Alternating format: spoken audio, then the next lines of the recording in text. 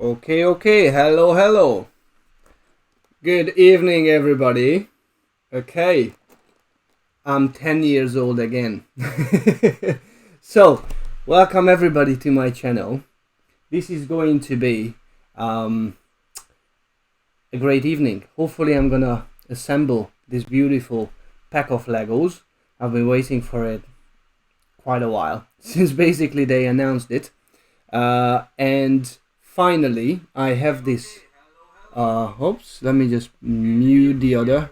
Sorry, I have some technical problems. Yeah, sorry, I'm new to this. So this is the box. You can see how big it is. So at the store, they told me that they try to be as eco-friendly as possible, which I gave a massive thumbs up because we need to be eco-friendly. So the box is not as big as they said it used to be. Plus, they try to choose materials which totally eco-friendly. So which is a beautiful thing. Sadly, it still has a couple of packages of plastic inside, so there's still some room to improve, but yeah, it's still a good thing to know. So this is, you need to know, this is 16 and above in terms of age.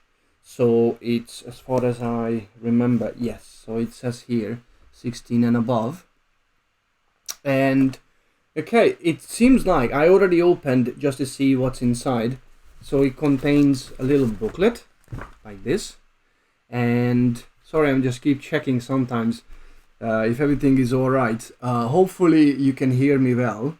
I hope so. Just let me know in the comments on the YouTube channel if you can hear me well or not.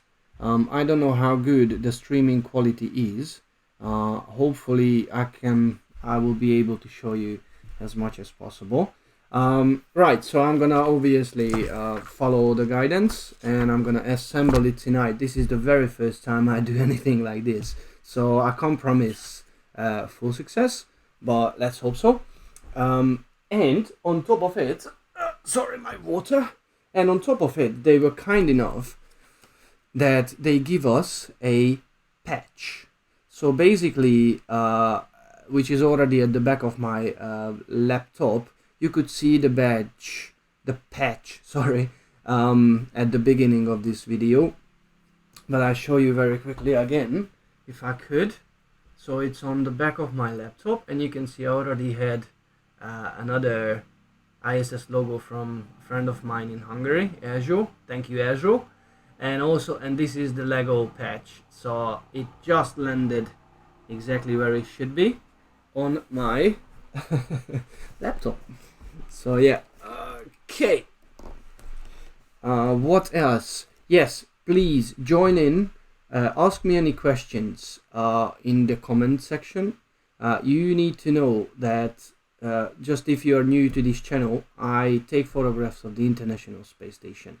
So it means that I use my telescope and I try to take closer photographs of the space station. If you allow me for a second, I'd love to start with showing you my precious website, which I use basically to share all my photos. This is it, and you will see that. So if I go to my gallery, then you can see multiple ISS events that I photographed, some more famous, for some less.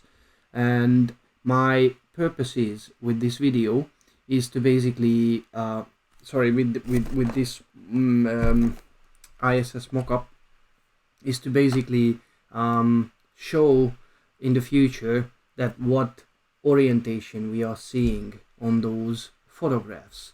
As far as I am concerned, the solar panels are rotating and they can be twisted around, so that's a very good thing. Okay, I do not want to waste any more time. If you want, please take a look at my website. It's spacestation.com. If I can zoom onto it, yeah, so spacestationguys.com, sorry. And also, before I shoot off, you can find me on Patreon, and I do have a couple of options if you would like to support what I'm doing, because it's not only about me. I'm trying to make International Space Station photography much more popular, because somebody does not need an extremely good equipment just to take your very first International Space Station photographs. Okay, right. So yes, please interrupt me with any of your questions, and let's kick on. Right. Okay, so okay, so I supposed to have it, they write about the whole project, and I supposed to have 5 bags. I know that the second one will be a stand, so it's not just gonna be on its own, but it's gonna be very nice on a very nice stand. Allow me just to quickly take a look at. I hope I can improve a little bit. No, I can't. Okay, it is what it is. I was checking the video quality, but I can't really do much. Welcome everybody who just joined in. I'm just beginning to do this. Let me just allow to greet some of the Hungarians. Sziasztok! Örülök, hogy becsatlakoztatok, because I'm Hungarian, and I know some of the Hungarians gonna watch this program. Okay, right. Number 6. Sorry, this is going to be a little bit noisy because of the packaging. Okay, so this is all the boxes. Sorry, all the bags with all the equipments. Okay, so all the parts. Okay, so 6. Okay, this is going to be the orange part of the solar panel. I already know that. Okay, so this is number 1, number 4. Okay, number 3, number 2. Okay, I've been already told. Tim Burgess, if you're watching it, thanks for the tip. Yes, I can see the second one is the stand, which is going to be on, and the first one is basically tiny spacecrafts and little figures, little astronauts, which is pretty cool. When I noticed that there are some spacecrafts as well, I need your help to find out exactly what we have, because I don't know, to be honest. I discovered that we've got a Progress and we've got a Soyuz, which is cool. We also have something that looks like a dragon, but I don't know if it's the Crew Dragon or not. It's definitely not the Cargo Dragon, because this doesn't have a pair of solar panels.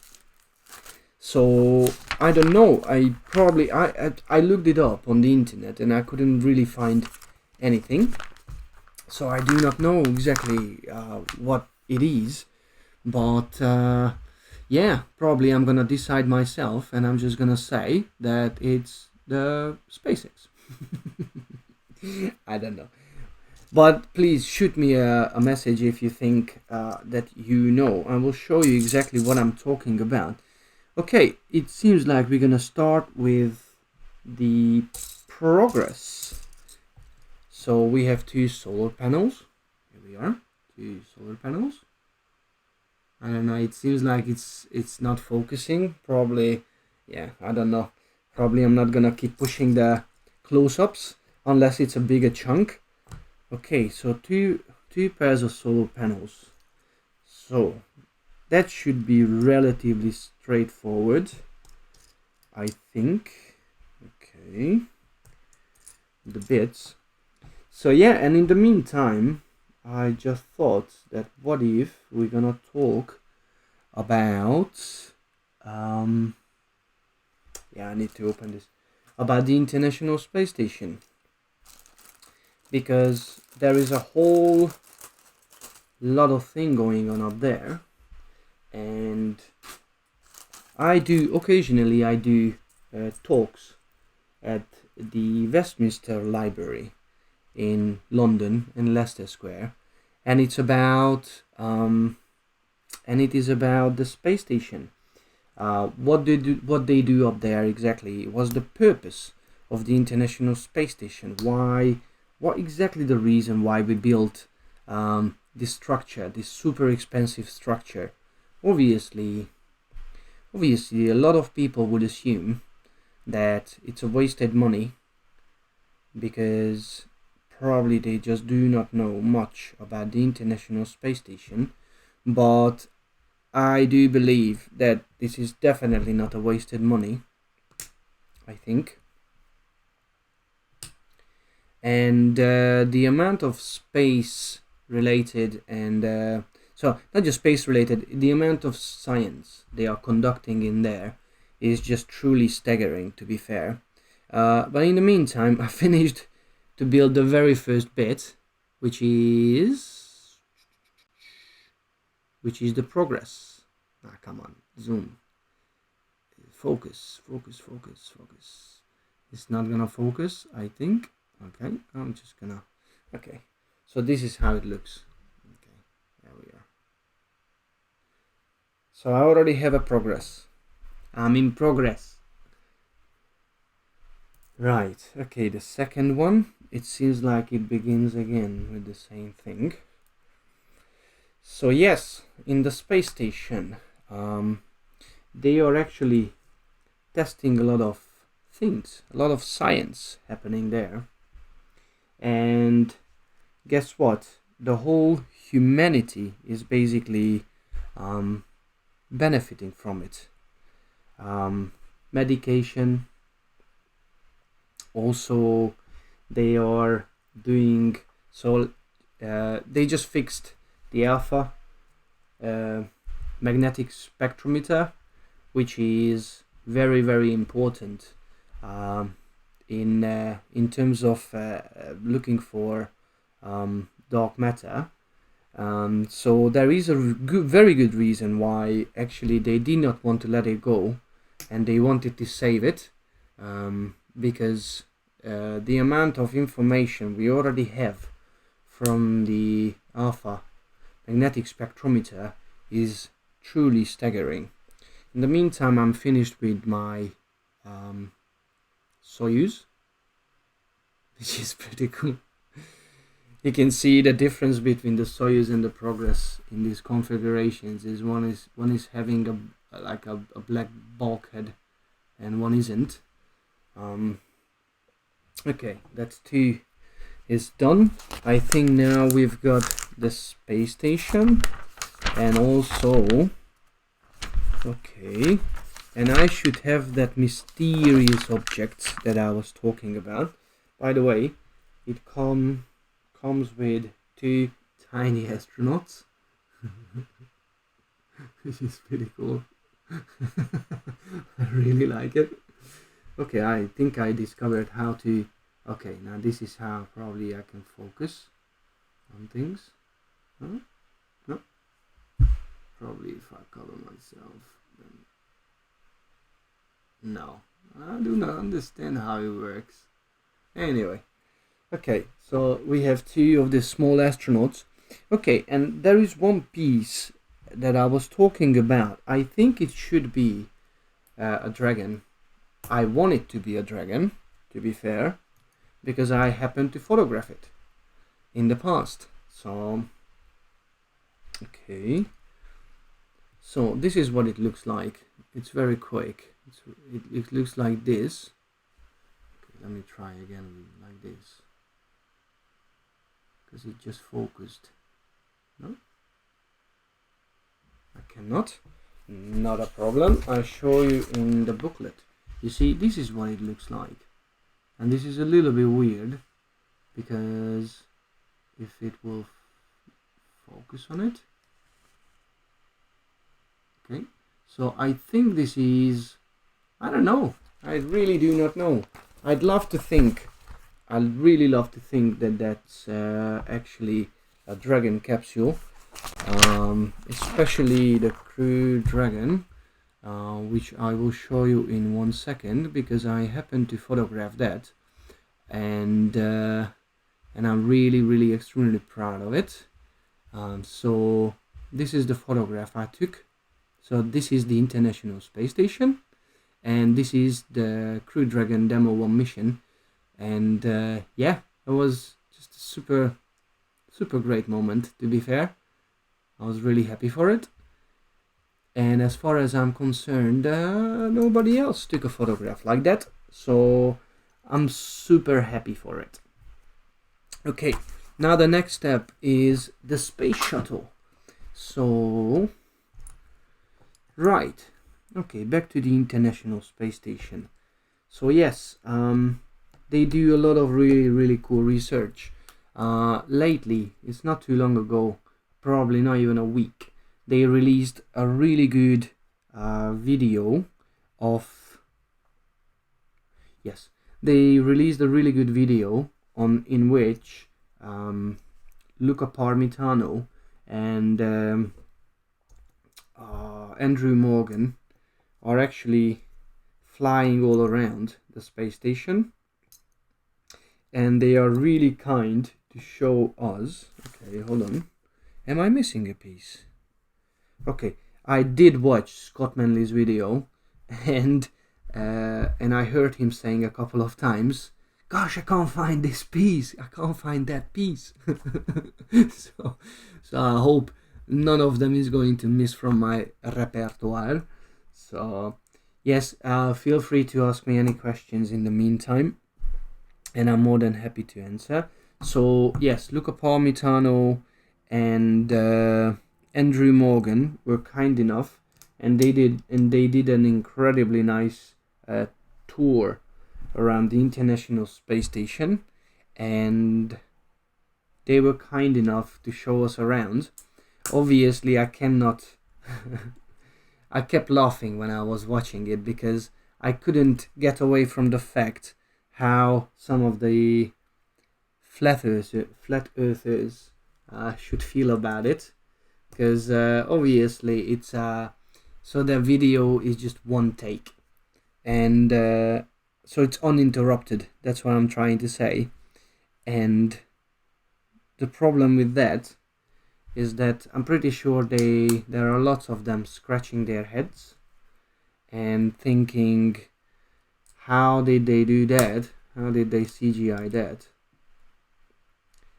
And yeah, in many sense, I really feel sorry, to be fair, because it's such an awesome project, and they completely miss the whole thing, simply because they are skeptic and they just don't believe it.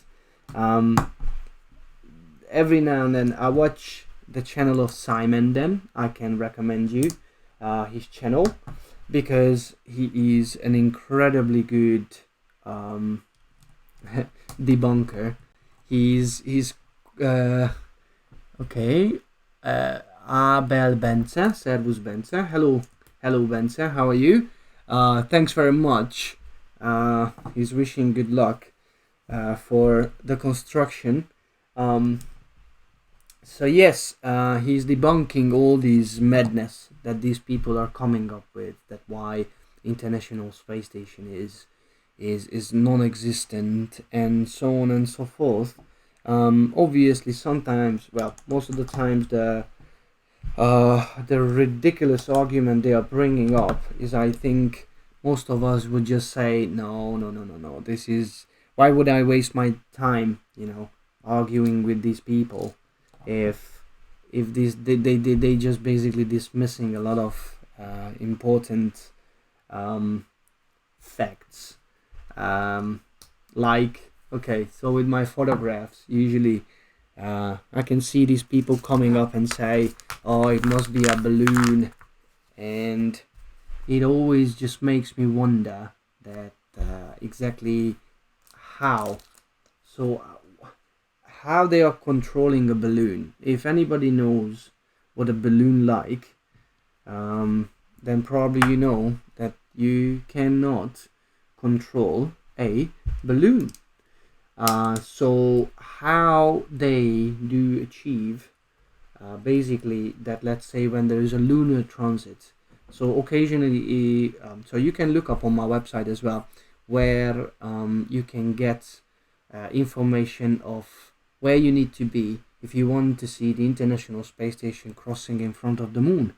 And they still didn't answer exactly how they are actually making this happen, that that suddenly in a certain time, exactly at certain time, suddenly the International Space Station is just flying in front of the moon. I'm an admin in a Hungarian amateur astronomy group, and on that one, basically, we organized a public event when we knew that. So I had a lunar transit, predicted lunar transit, which I had to travel to, and they had it from certain location.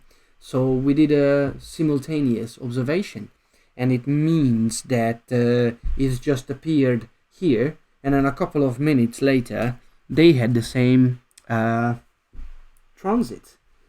So obviously somebody who believes that the Earth is flat, or somebody who believes that these are only balloons, I do not know that what their answer is. To be fair, how I could observe it in London, and also a couple of minutes later how they could see the same International Space Station flying in front of the moon. Probably they hold the answer. I do not know the answer for that. I have just a suspicion that they do not know that either. They just, their default position basically is that the space station does not exist, and they try to grab onto anything that basically would support their ideas. But the problem with that is that is just not working. It's simple as that. Because you can argue till your face gets blue, but if you actually see that that it's undeniable, actually you can photograph it yourself. You can see it yourself. You just need to find some of those websites, which is on my website as well. I give you a little guidance. It's spacestationguys.com, and if you go to the upper menu and it says guide to find ISS, you will find certain websites, and on those websites basically you will get information where you need to be. So first of all, you get information when the International Space Station is flying above you. That's what I would suggest you to start with.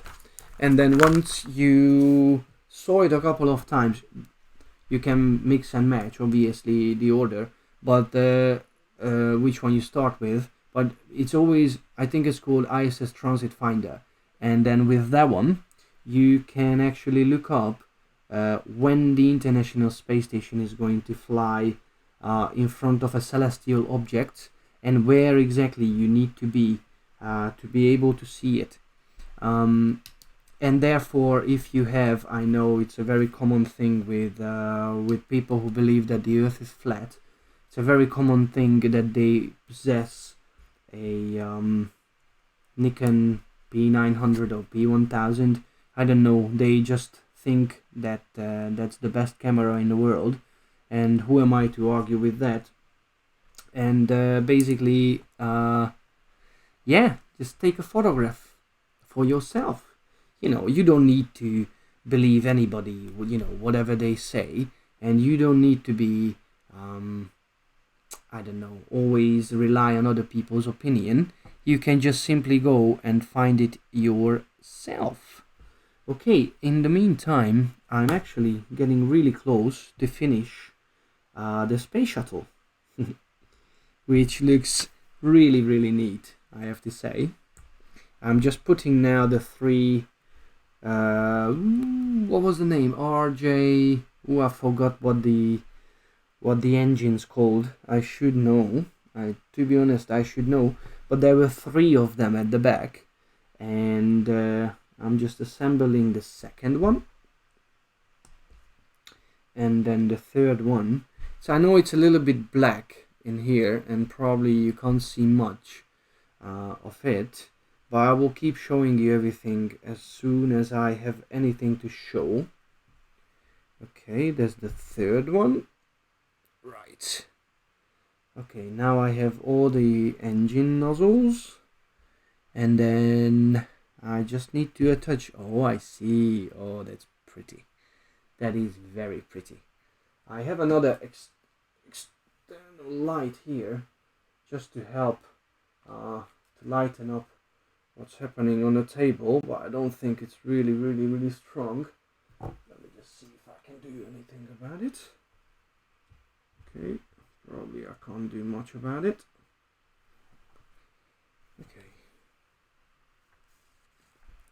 Okay, so you can see how it looks now. It's getting there, definitely getting there. If I would be Scott Manley, I would say this is usually how his videos begin, and I'm a really big fan of his, so allow me just to be a little bit silly. It's already a silly day for me, so because I'm doing Lego. I don't even remember when was the last time I was building Lego, so I actually really enjoy it. Okay, so it is ready. Okay, so this is how it looks. So this is the space shuttle, and the nozzles, the engine nozzles, are just back there. Probably such a shame that it's not focusing. Probably sorry, I'm gonna improvise now. If I cover the rest, probably it will focus on that bit. Please. My camera is a little bit playing with me now. Oh, no, is it? No, okay. Anyway, but I hope you can see this is what it looks like. It's a pretty nice little shuttle. I need to say again what Scott Manley was saying is that yes. Oh, hold on. I didn't put a couple of things on. Oh, okay, it's not finished yet. So yes, it's the size of it is not realistic compared to the space station, because it should be much bigger, relative to the space station. And okay, I do not know. Okay, so that belongs to here. Oh, okay. Because I'm a little bit of, I felt like like a bad mechanic, when you start assembling things and you just left with a couple of pieces that seemingly doesn't have any place to put. Luckily, I mean, I still have, okay, I have one more astronaut, and I do not know what these pieces are, which is pretty strange. Let me just see if I missed something. But as far as I'm concerned, I was not.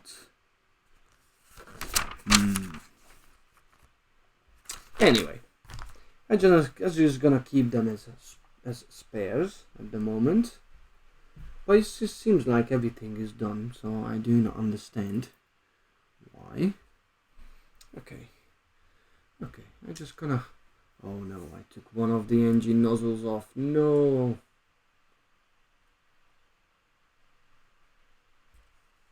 Look at that. Okay. It's definitely gonna be a long evening. Okay. In the meantime, I'm just gonna put it here. Like that. With some more spacecrafts. It's gonna be good. Okay, second one. Now let's begin with the stand, because it has a beautiful stand.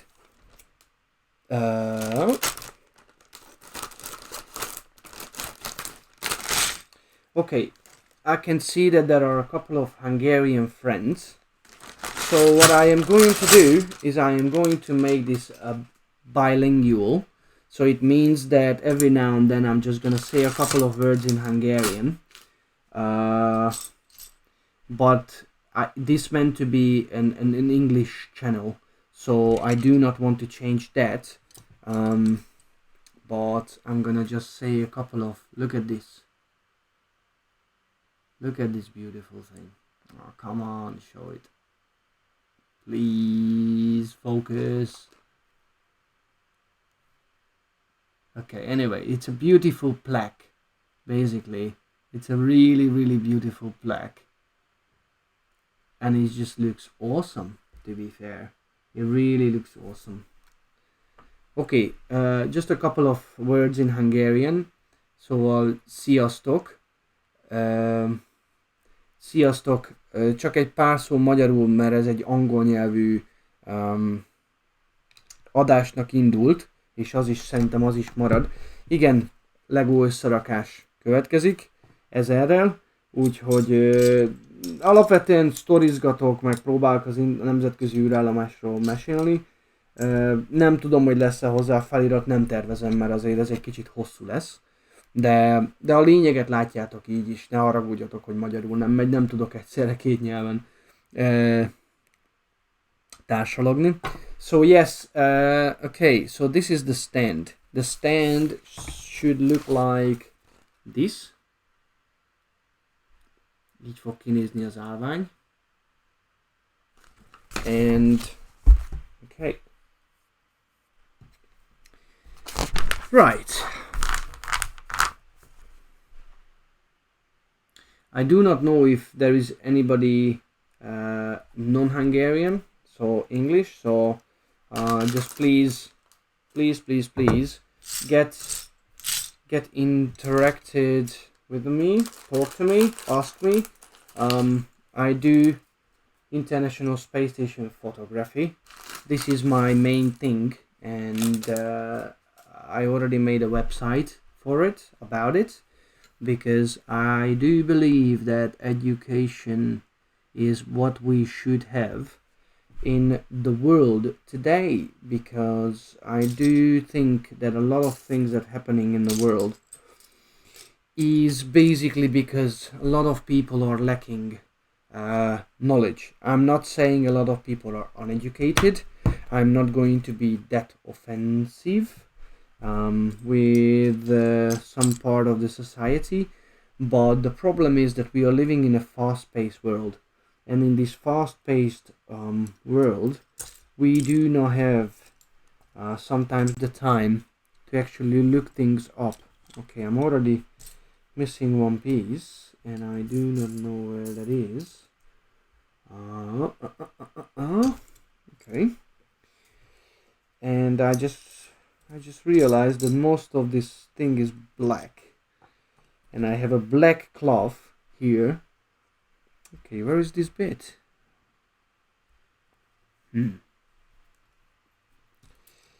Right, probably I need to go to spectate. Oh, here it is.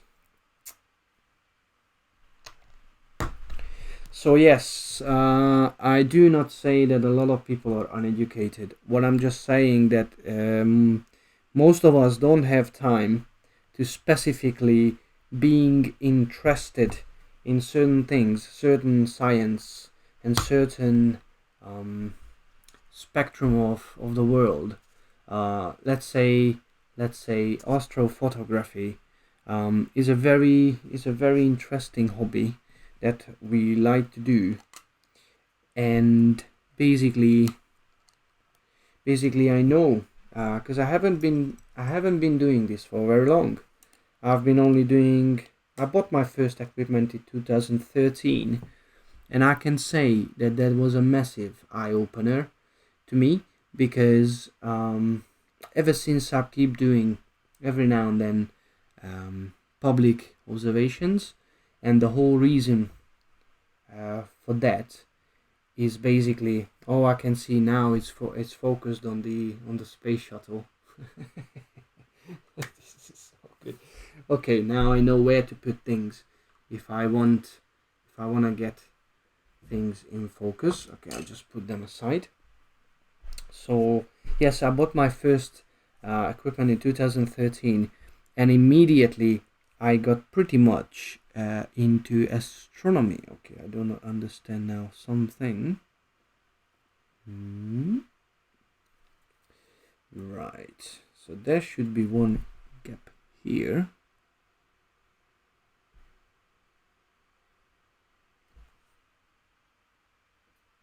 Okay, so at the moment I'm a little bit baffled because I don't. Oh, I see. Okay. Definitely, this is a skill that somebody needs to learn. It's been a while since I've been doing Lego last time. So yes, and I never going to forget when the first time I saw the moon through the telescope, or the first time when I saw Jupiter or Saturn, and every now and then I keep going back to that, basically, and I try to show these things to people. That's why I became a member of a local London group called the Baker Street Irregular Astronomers. If you live in London, this is a perfect opportunity to look them up. So Baker Street Irregular Astronomers, and what they are doing is coming together. We all have our equipment, and basically we are teaching, showing things to people who just first time came and would like to explore more of the of space and what you can see, and it is a fantastic thing, because when you see other people just going through the same basically discoveries that yourself back then, it is just incredibly satisfying, I have to say. Passing this knowledge, passing the fact, the how can I say, the experience of discovery. This is something that I think you cannot put a price tag on. And once you start paying attention to things that's happening in the sky, I have to say that most likely it is going to stay with you forever, which is a beautiful thing, in my opinion, because to understand what's happening in the sky, I think it should be part of the curriculum, no matter which country you are going, I think. Okay, now it becomes a little bit difficult, I think.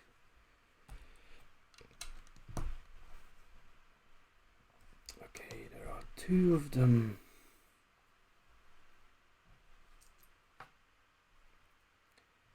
So yes, that should be part of the curriculum. And I have to say, Great Britain at the moment is in a very good situation, because they have much more, way much more knowledge for the youngsters than anybody else.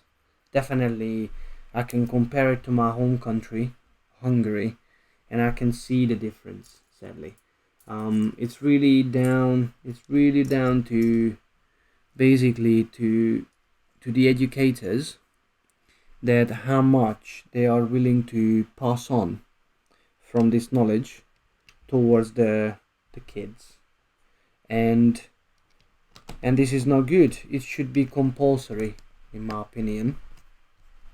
That's how I think about it, and people should have way much more knowledge about space. Okay, I think I'm proceeding with something is not round here.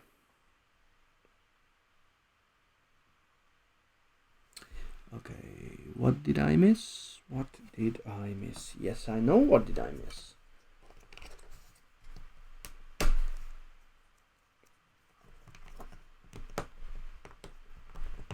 Now this is completely new. They gave me a tool. This is a remover tool. So with this one, you can easily take off bricks, which is pretty cool. In my days, we didn't have anything like that. Well, I definitely sound like I don't know how old, but I am not. But we did not have that in my time. Okay, I miss something. Right.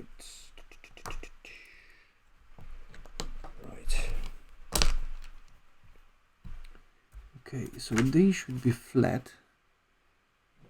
Oh, I see. Okay.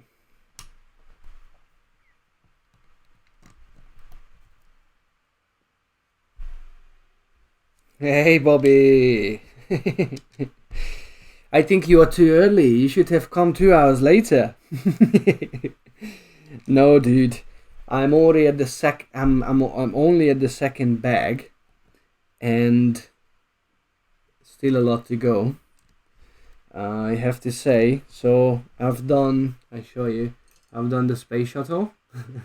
I've done a Soyuz. I've done a Progress. I have a handful of astronauts here, tiny little bodies, and I'm building now the stand that is gonna stand on. So I don't know. I do not want to put a time frame on when I'm gonna finish. I definitely don't want to sit here all night because I have to work tomorrow. So I better just just pay a bit of attention and yeah, build it quicker. Right.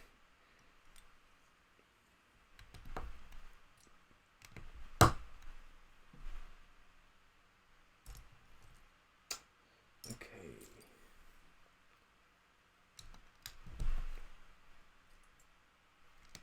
Obviously, once I'm done with that, at some point in the future, I do want to buy the Saturn V rocket as well, because that's an epic one as well.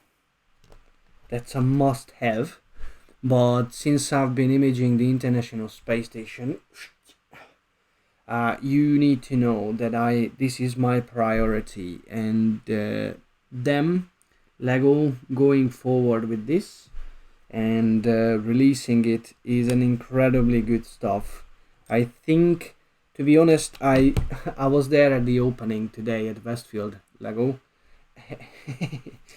and there were a lot of people there already, to be fair. Okay, I can see that this is too dark, so I'm thinking about how can I make it more lit.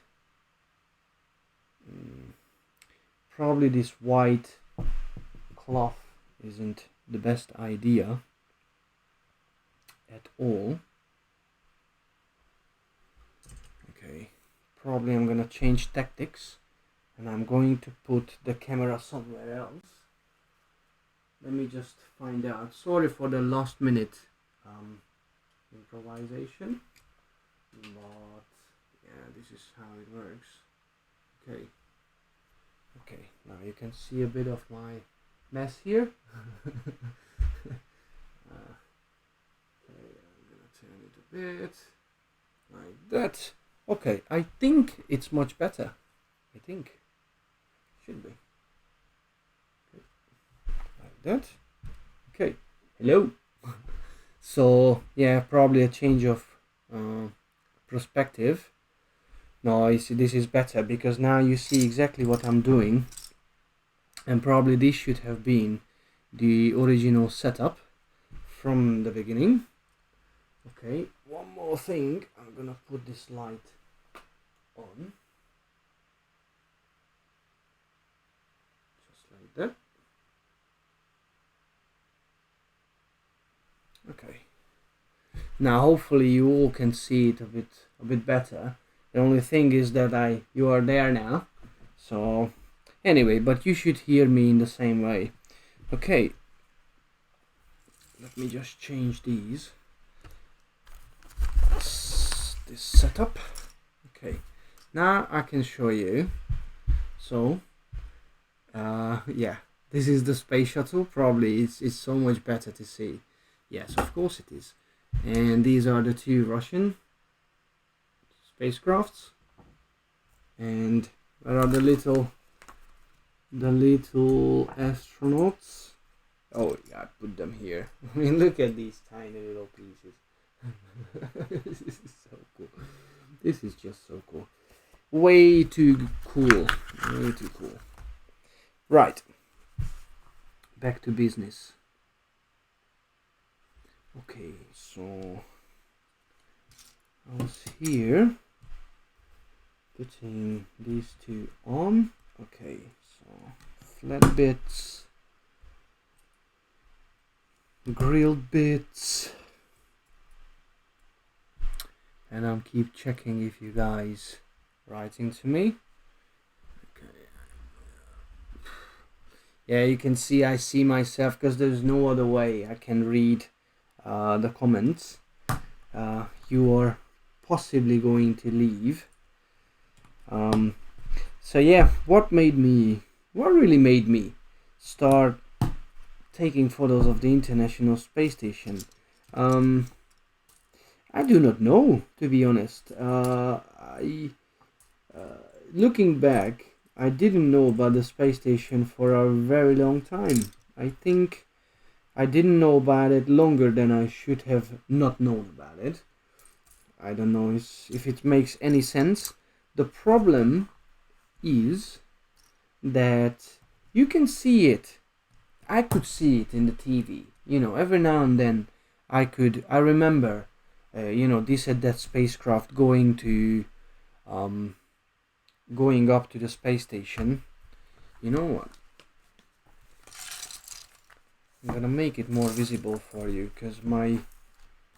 and I'm gonna put it on here, and probably it's a way much better way to do it. Actually, let me just find a piece of paper if I can. I want to put it on a white paper because then it's so much easier for you to see. It's a little bit last minute, I know. Just trying to find something. Give me 1 second. No, that's not good. Okay. Now this is officially a really bad thing, I know, but it is what it is. I'm not too expert on building things online. Anyway, I'm gonna do this, and we will see how you can see it on this this booklet. Okay, so yeah, so why did I start taking photos of the space station? I've seen a lot of things already in the telly, and I think it's just the fact that that nobody was around, who was doing these kind of things, and I didn't even know about astronomy photography at all. So it means that to me that I really never looked up the sky, and looking back, I kind of feel, a little bit stupid about it because looking back, I do not understand how I never noticed, the sky. I mean, the moon. I remember every now and then noticing a full moon or just a rising moon, but I don't know. I just never had the inspiration to actually make a move and go and find out more about it. So me now looking back is just such a weird thing that where I am now is just such a weird thing that that I never noticed these incredible beauties that was above me. And if astronomy taught me anything great, is basically is to look up.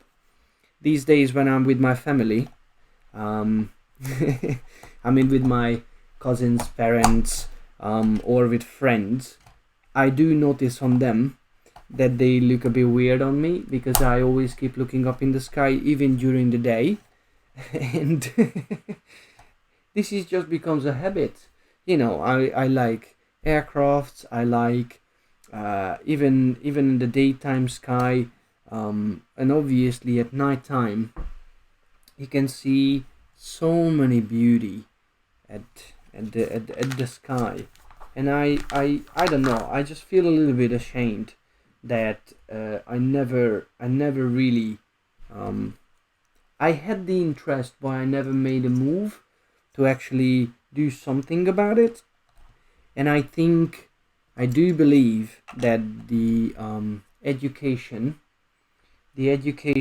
is not down to NASA only, or ESA, or JAXA, the Japanese space agency, or the Canadian space agency. No, no, no, no, no. It's down to the common people. It's down to the amateurs, the people who already are on board, the people who have a bit more knowledge of the night sky. And we can, believe me, since I had my own equipment and I've been going out and showing things to people, the amount of positive, how can I say, not feedback, but a positive experience that came back is staggering. Is such a beautiful thing. I live in Wimbledon, and London, Wimbledon, and every now and then when I have some time and the moon is visible. Planets are not really visible these days very well, not from here at least. But when I have time and I show things to people in the Wimbledon Common, the appreciation, and it doesn't matter if somebody's 6 or 86, it really doesn't matter, because um, your own discovery, it cannot be done by anybody else. It's only you who can do that. And I can tell you, I can guarantee you, if you're ever going to watch, um, if you're ever going to watch the international, sorry, anything through a telescope, um, your life will be changed forever. You cannot undo the positive harm to yourself. Once you saw those things, you were always, when once you saw the moon a little bit magnified through a telescope, I can guarantee you're never gonna look up on the moon again the same way before. Okay, I need 2 of these, and okay, 1 and 2 of these. Okay, I'm proceeding well, I have to say, or at least it feels like. It definitely feels like. Okay, so this bit is okay. Now I need to put this at the end, so that comes to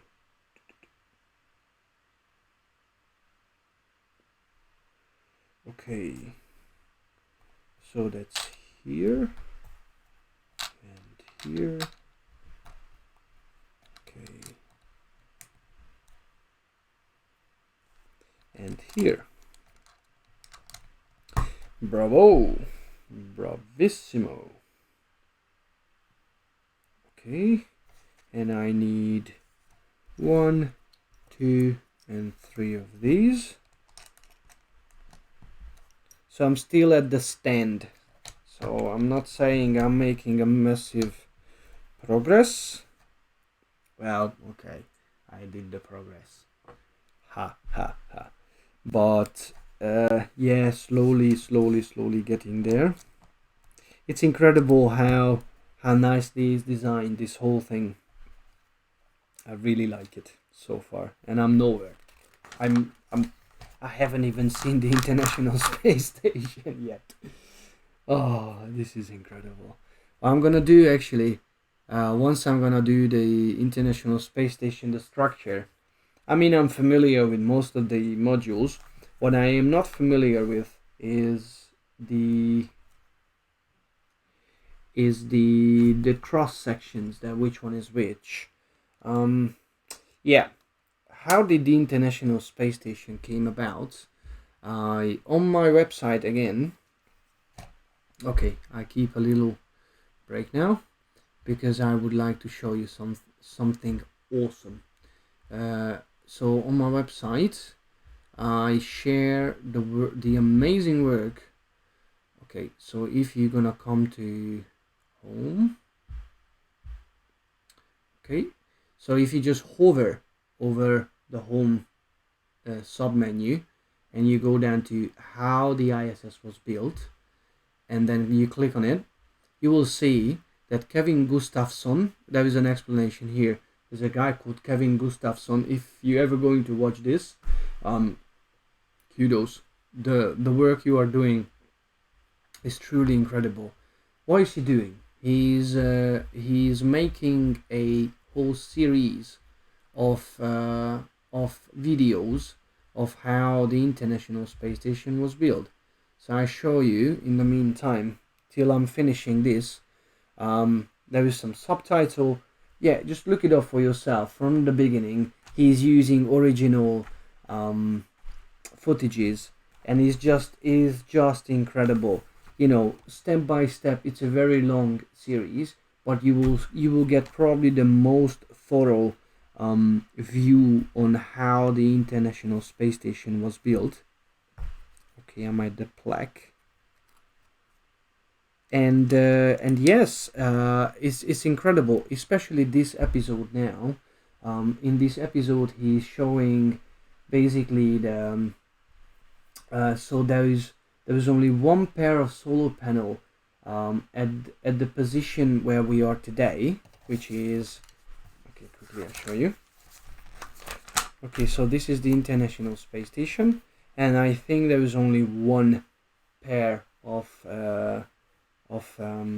solar array, and the whole truss structure is not about yet, and the other one was somewhere here up, and yeah, and it's just how they roll up the solar array, and they move it to another part, and then opening up again, and then once, so the end of this episode, they're gonna end up with two pairs of solar arrays as it is today.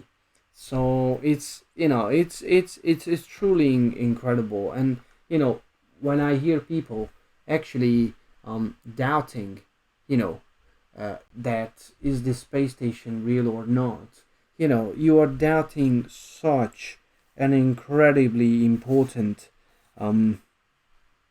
part of, okay, now, okay, hold on, I don't know where this goes.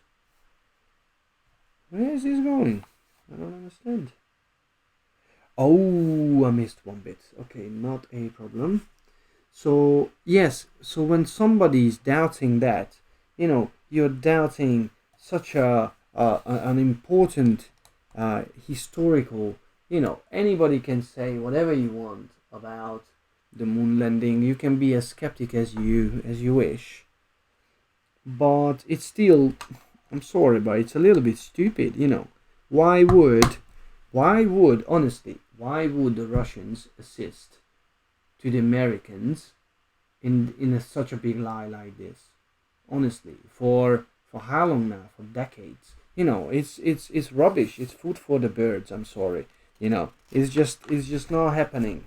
It's just not happening. Plus, all these footages, you know, all these footages were taken when we had no CGI. When we had no green screen and all these, you know, I nearly sweared. All this nonsense, you know, what they are pulling out from the hat these days. So no. This is not true at all. What they try to prove here. Let me just make a little bit of modification here, if this allows it to. Let me just see, because I would like to make the camera a little bit bigger, but I don't think I can. Okay, then what I'm gonna do is switch it back, and then I can modify it, I think. Come on. No, I cannot. Right, and I do not know why. I just want to make this camera a little bit bigger.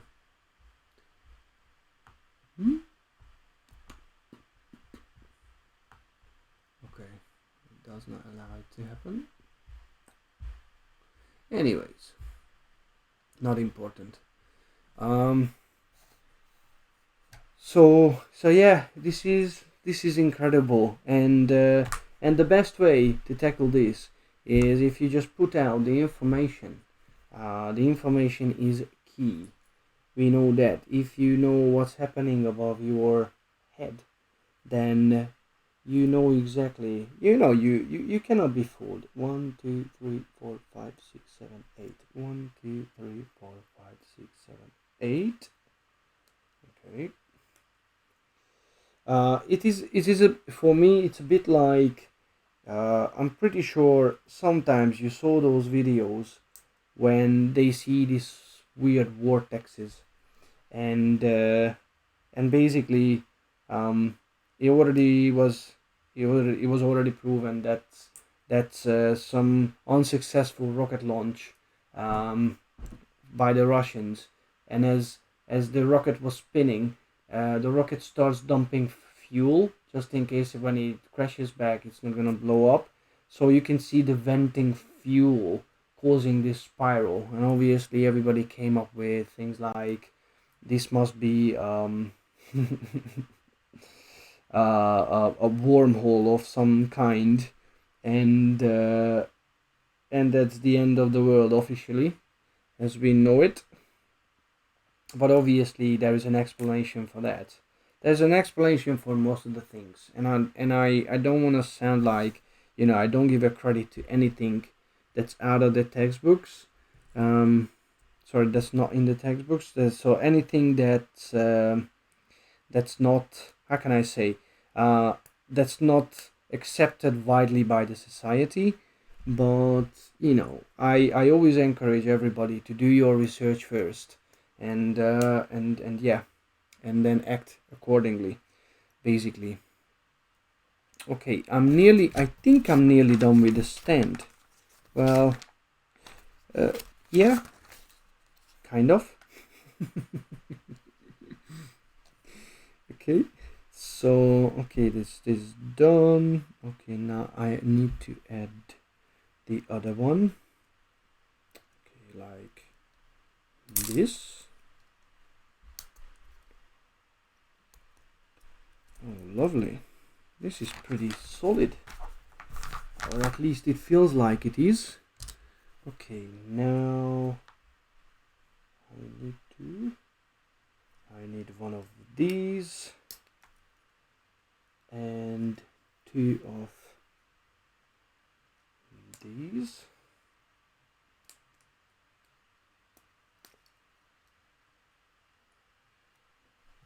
Okay.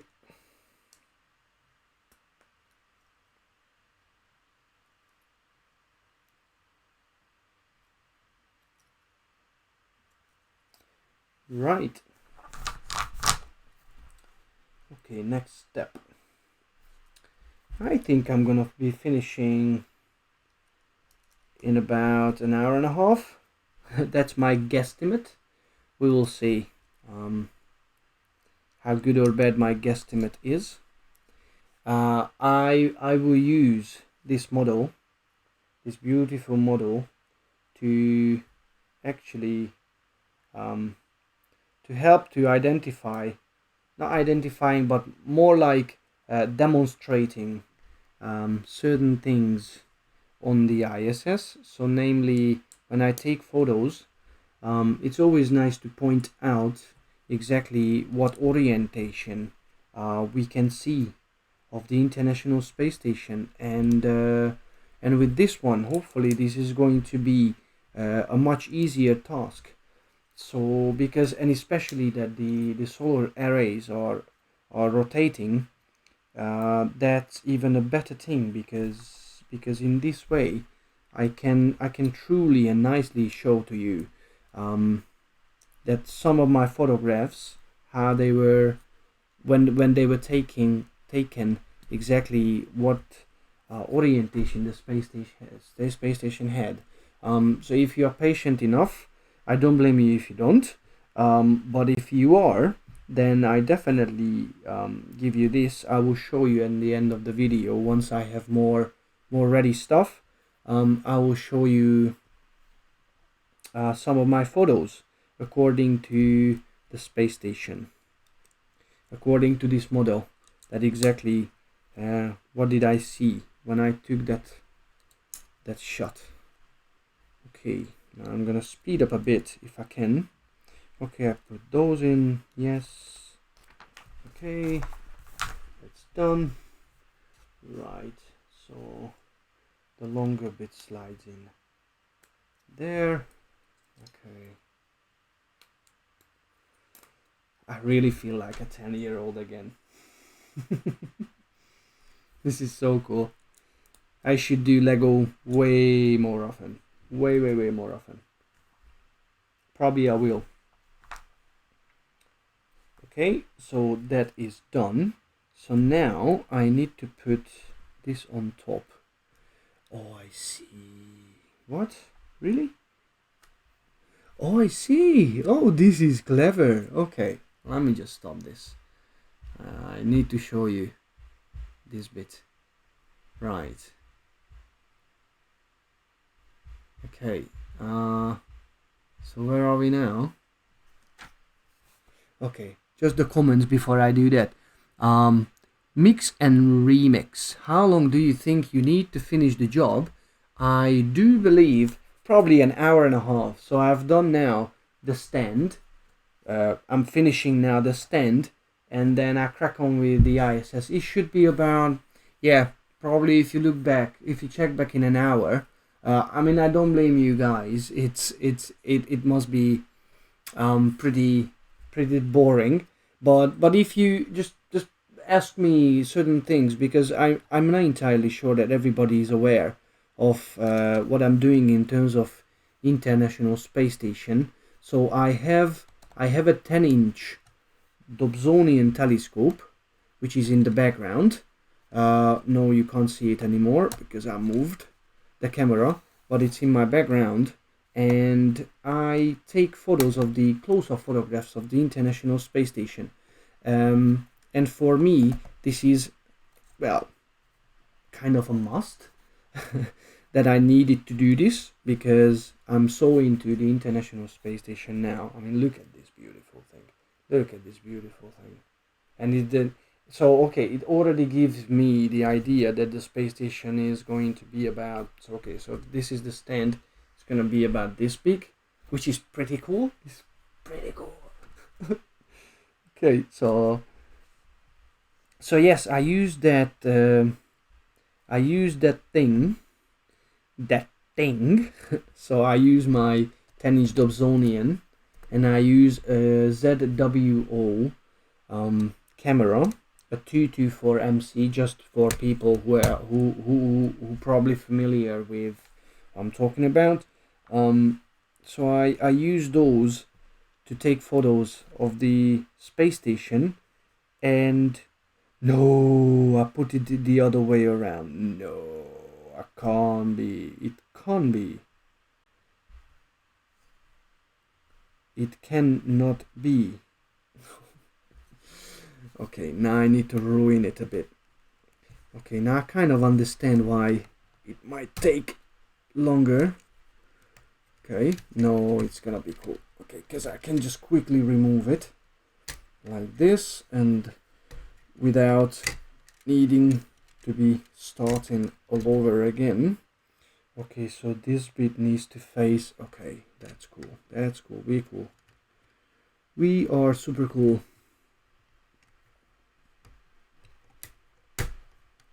Okay. 1 and 2. So yes, I'm using the 10-inch Dobsonian to take photos, and before you assume, I used other equipment as well to actually try to take photos, and I have to say that I've done with Maxwell telescopes, Newtonian telescopes, and I've done it on alt-azimuth mounts, equatorial mounts, and now I'm using my Dobsonian. So yeah, it's pretty feasible. Whilst probably you are bored to hell, to death, you can go and look up my website if you wish, and just exactly to see what exactly I'm talking about, what kind of photos. So my website is Space Station Guys, GUYS, spacestationguys.com. But please, if you go down to the description section, then you can see the direct link, and then you can just check out exactly what kind of photographs I am usually taking. It is so feasible. It's incredibly feasible. It just needs a little bit of time to actually how can I say, to figure out the basics.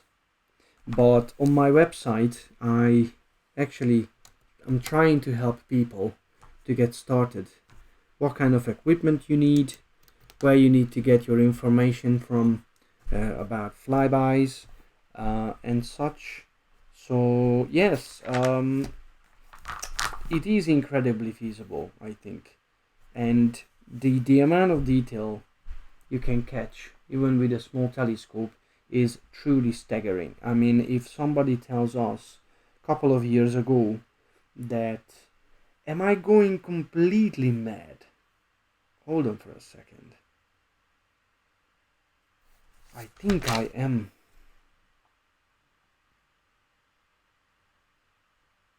Am I? Okay, so the plaque is here. Okay. And it does... No, okay. It's a little bit confusing, but it's alright. It's me. It's just me. Let me just see if I can double check something. Yeah, okay. Yeah, okay. So yes, the amount of details one can take is incredible.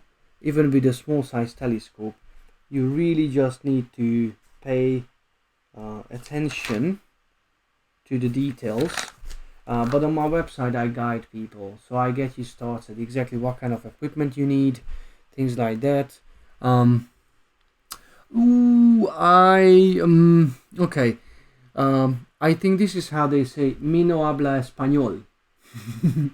So animo desde las Islas Canarias. I wish I could speak Spanish, but I understand that Islas Canarias is probably the island of Canaries, which is a beautiful place, and I would love to go there one day.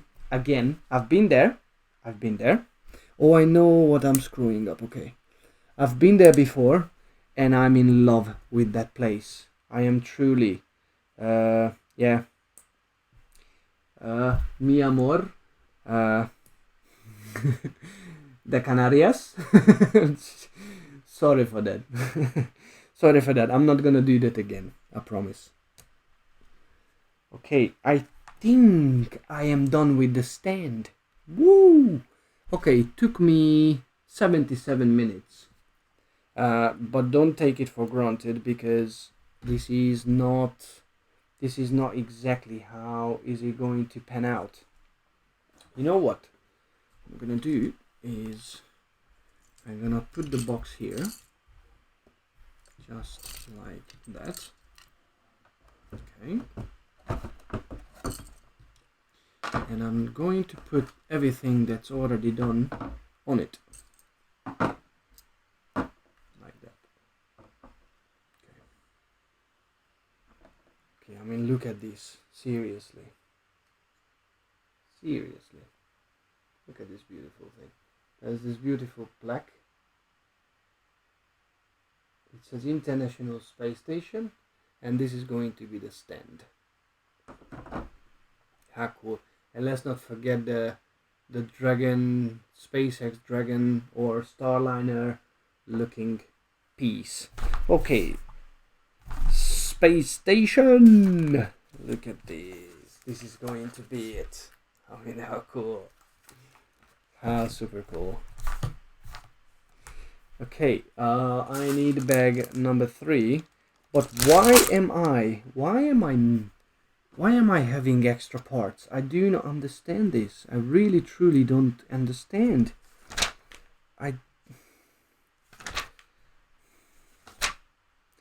I have one of these left over, but I have no idea where it requires only one small of that bit.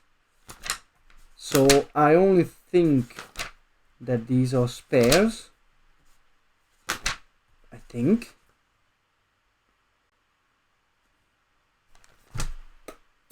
No idea. No idea. Okay, my little spaceman. Just here. There are 3 of them, actually. And they are unisex. And to be fair, what I'm gonna do... No, I can't chuck it down. So what if I... Anyway, I might use them. I might use the leftover later. I don't know. So this is the leftover. Okay. Right. Bag 3. I need this. Okay. Yeah, this is the thing. There are so much rubbish involved. And I really don't like it. I really don't like the idea that with such a cool thing we are producing such an amount of rubbish. You know, at the end of the day, it's a toy. And yeah, somebody can argue that, you know, a Lego, once we throw them away, which, I mean, as long as I'm alive, this is not going to be thrown away. But yes, these are tiny pieces, and they might, and yeah, I don't even want to think about it, because it's already, there are so many things going on in the world, and it already makes me really sad, if I just think about it, sadly. Right, okay, we're gonna build, I think, the main truss segment, which is this bit. So I am going to build this bit now. How far? Yeah, about from here to here. So this bit. Okay, so I need 1, 2 of these right next to each other. Okay, I need one of the yellow bits.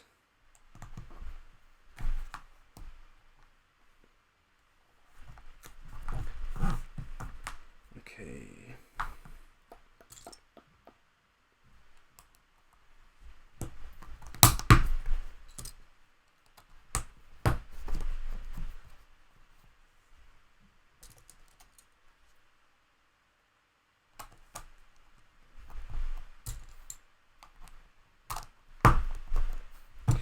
Right.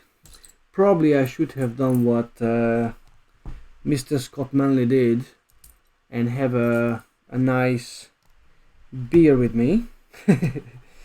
That definitely makes me more talk, but I try to do my very best to keep talking. Usually I have no problem with that.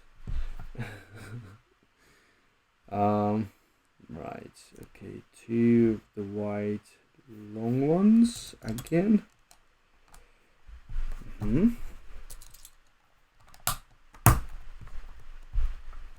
Okay, I need one small. Yeah, I know this project was ongoing. To be fair, they were planning. I know that there were a couple of people who tried to put forward an international space station project. So what Lego is doing, as far as I know, is that they allow individuals to actually send. I think it's called Lego Ideas, and individuals can send their own ideas. So anybody can just design a Lego model, and then Lego basically chooses from those ideas, and at some point, if they like it and if they think that it would be a good success, then they actually go for it. Just like with this one, I think the gentleman this is the gentleman. His name is Christoph Rug. I think he's German, or Ruge, but I think it's Rug, but I'm not too sure. And yeah, his idea actually made it. So basically, Lego announced about when, probably it was a year, I think, when they announced, or a half a year, it started circulating that Lego is going for this idea, and I'm super glad that they actually did, because when I went to the Lego store today, there were already people like me, not many, but there were already people who were like, okay, I'm here for my International Space Station Lego model, which is, it just shows that yes, it has. So the International Space Station has definitely a big fan club, and a lot of people are actually following what's happening up there. Yeah, lately there were lots of things going on. They fixed the AMS, the alpha magnetic spectrometer, and Luca Parmitano and Andrew Morgan, and also the ladies just cannot stop going out doing their awesome all-female spacewalks, which I'm really happy for, because they are inspiring the younger ladies who are in the school, that they can achieve what they are dreaming about. They definitely can achieve what they are dreaming about, and so therefore, I'm really happy for it. Plus, it's historic because they conducted the first all-female spacewalk, and I think since they've been they I think they did one or two more, which is incredible. Let's be frank. So before them, I'm talking about Christina Koch and Jessica Meyer, and before them there was no all-female spacewalk. So you can imagine how much it means for a lot of people on ground, and for a lot of ladies on the ground who are actually I'm interested on becoming astronauts. So great role models, and let's hope that in the future we're gonna see more and more female astronauts, and obviously we would like to see female astronauts on the moon as well, because we are going soon back in with the Artemis program, which is just, yeah, it's really good. It's really, really, really good.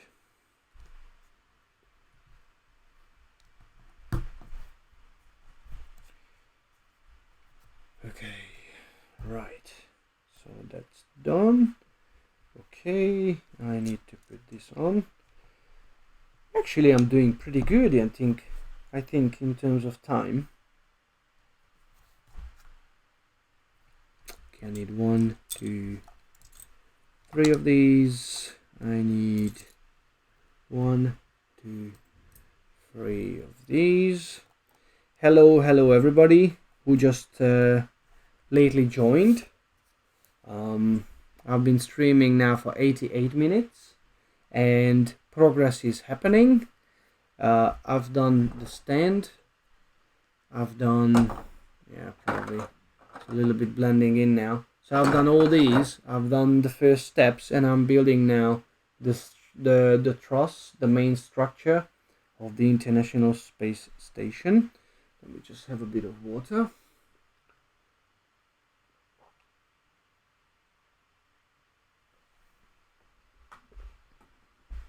Okay. Right. And then, yeah, nicely proceeding with it. I reckon probably an hour and I will be finishing the construction of my awesome International Space Station. Oh, I see, I don't need those. I need 1, 2, 3 and 4. Okay, actually 3. Actually 12. Wow. 1, 2, 3, 4, 5, 6, 7, 8, 9, 10. And I need 2 more. 11 and 12. Okay. Okay, so that's really, that's 1, 2.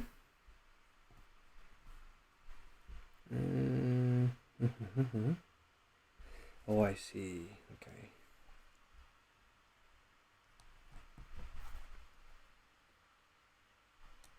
If anybody have any questions, I'm gonna keep repeating myself.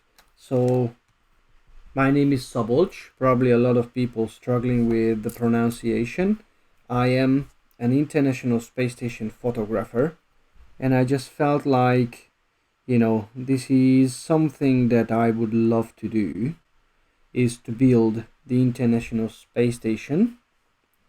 And because I've been taking photograph of it so long, and to be fair, to have a little version of my space station is always fun. Is always real fun, real fun, because it will help me as well to demonstrate some of my photos, that exactly what orientation I photographed the International Space Station. And it will help me if I would be a little bit Donald Trumpian, and I would say it would help me bigly. I'm a big fan of the guy.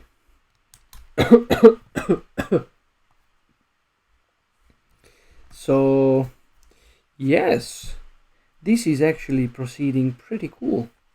Okay, I need 1, 2 of these. 1 and really?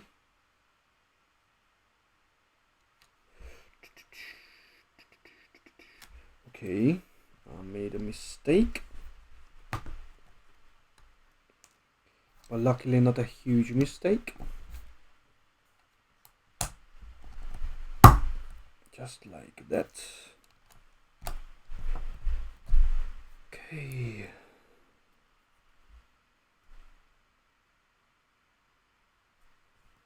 Right. I need 1 up here.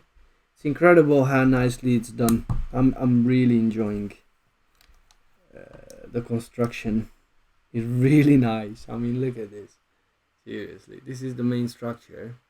I know that my camera is not probably delivering it the way it should be, but that's all I can sadly.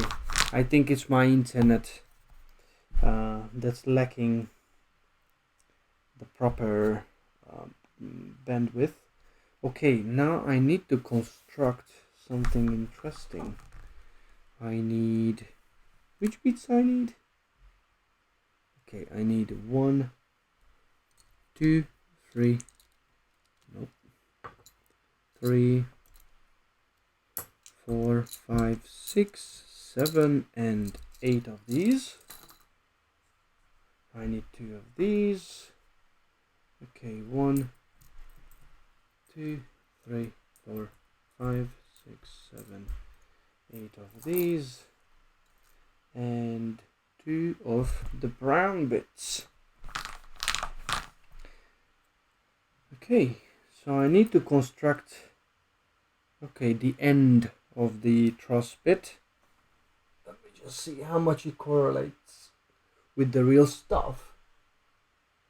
Yeah, kind of.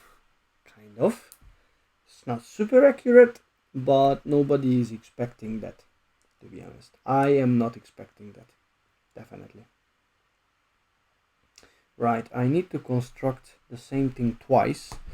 So what I'm gonna do is I'm gonna do bit by bit, just like that. So let me just think. I think I started taking photographs of the space station about four years ago, probably. 4 years ago was probably my first time when I pointed my telescope and camera onto the space station, and ever since I never stopped, because I think I've seen some people's photographs of the space station.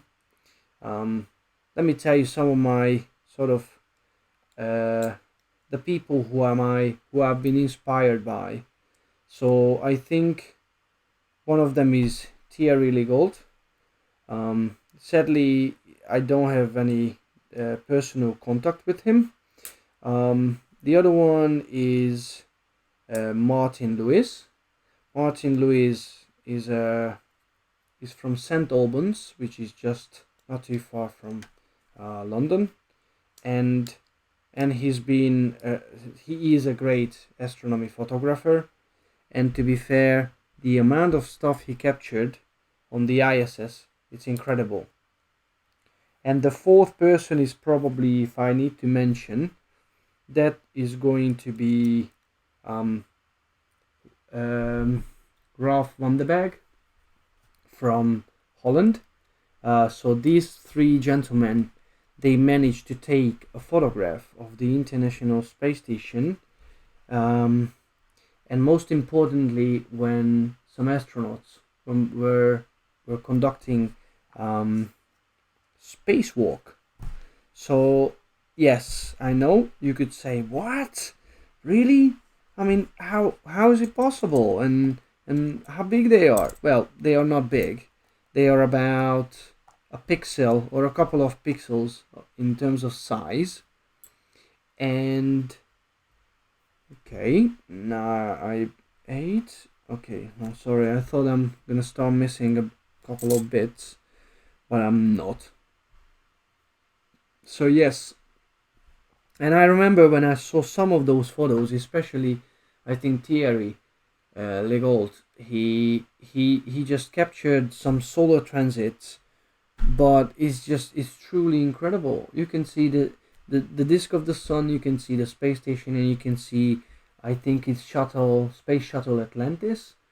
And I mean, come on, this is staggering, and we're talking about completely conventional equipment, almost completely conventional. I know he's using more of a specialized equipment these days, but I mean, this is no, I don't know. For me, I immediately felt like, okay, I know I cannot be doing the same things, especially not on the same level immediately, but let's just give it a try. And I've been experimenting. I tried various equipments. I tried various cameras, telescopes, mounts, and for me, let me just see. Yeah, for me, sadly, electronic, um, I cannot track it electronically, so I don't have the right mount for that. Sadly, those mounts are extremely expensive, and they always has their own negatives. I can still do international space station imaging when it's a little bit cloudy, but for them I think it's a little bit trickier. I think it's a little bit trickier for them.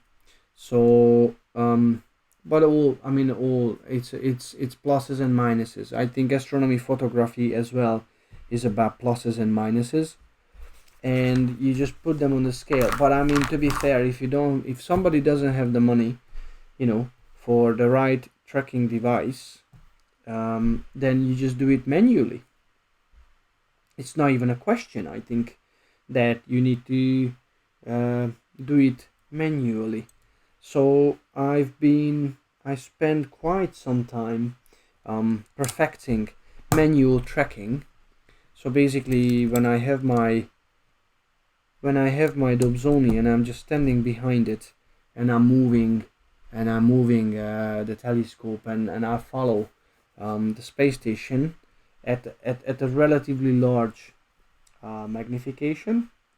So and I've been practicing this for a while, and on my website I actually talk about it, because I want other people to actually go out and do the same thing.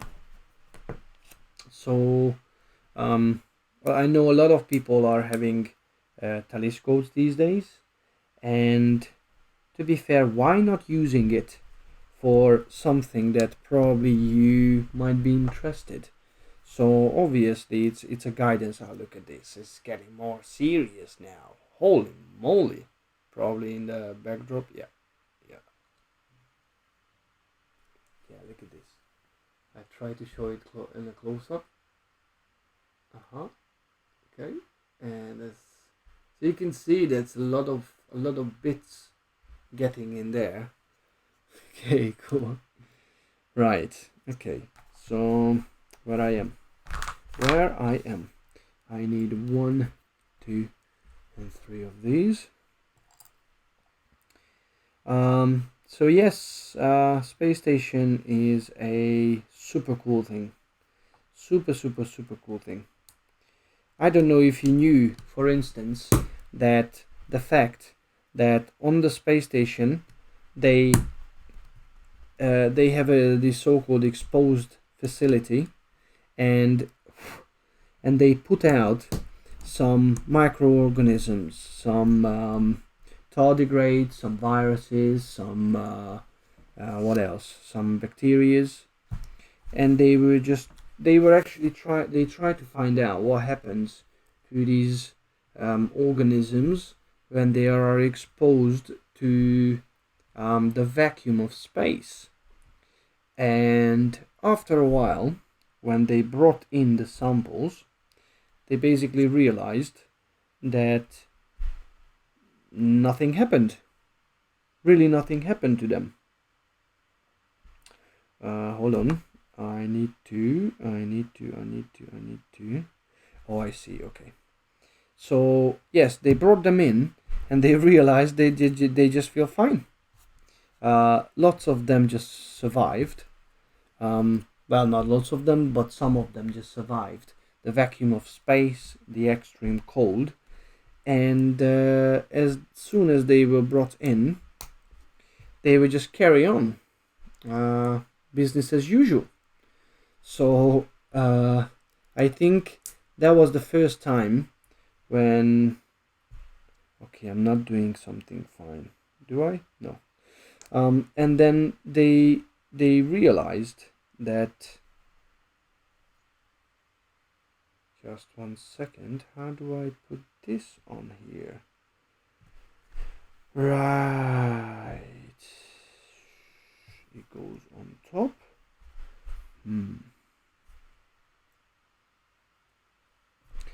Okay, I'm a little bit confused now.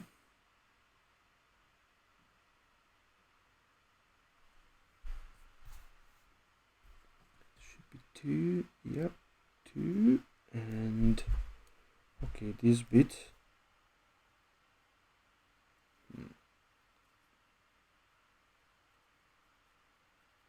Okay, now I'm a little bit lost. 1, 2, 3. Okay. Oh, I see. Okay. That was a little bit of breakdown. I wasn't sure exactly what he wants me to do, but it's clear. It's crystal clear. So yes, and that raised the question when they brought in these organisms, these living organisms, that exactly how life came about on planet Earth, because it will clearly showing an evidence that organisms, living organisms, can survive the vacuum of space, and therefore the life could come from beautiful. Life could come from anywhere else. It does not have to evolve on planet Earth.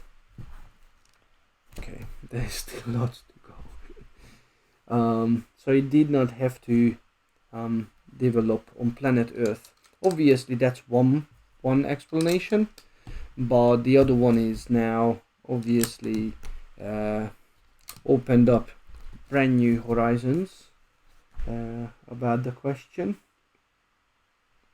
Okay, I need to cover that, so I need 1, 2 of these and 5, 6 of these. Okay, I don't know why I keep having leftovers. If it's either I'm not paying enough attention, or I don't know. Hello, if you are new, if you just joined the live feed, I'm Szabolcs. I'm an International Space Station photographer, and I'm building my brand new Lego model of the International Space Station.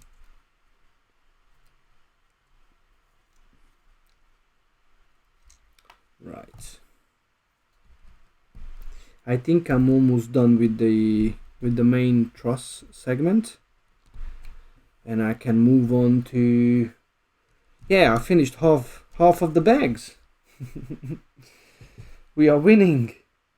Okay, now I need to slide. Okay. Oh, that's cool. Okay. This is so cool. This is awesome. These are the bars. Usually the crew members crawling and helping. This is it's just a help for them to climb whatever part they need to go. And you need to know from these sections we're gonna put one and another pair of solar panels. Okay, so right. Okay, I had 3 pieces left over, and I'm done with the truss. That's super cool. Okay, now I have the stand and I have the truss, so I reckon it's gonna be something like that. Yep, so it's already showing it should be about a little bit bigger than that. Awesome. Right, back 4.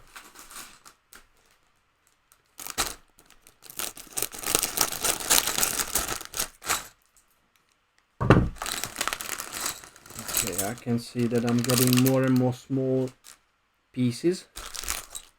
Ooh, 2 bags. Wow, okay. That's getting a little bit more complicated. So I'm rearranging. So that's the leftover stuff. Okay, this is one bunch. Holy moly. And there's another one, which comes here. Right. Now, okay, am I gonna put on the stand whilst I'm building? Okay. Alright, okay. I'm not entirely sure. I think I'm gonna keep building it off the stand. Right, okay.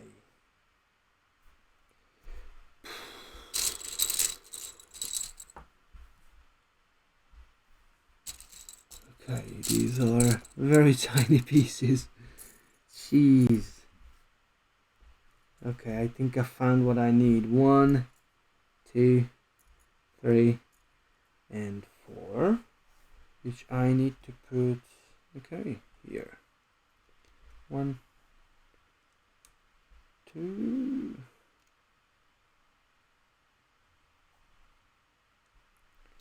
3, and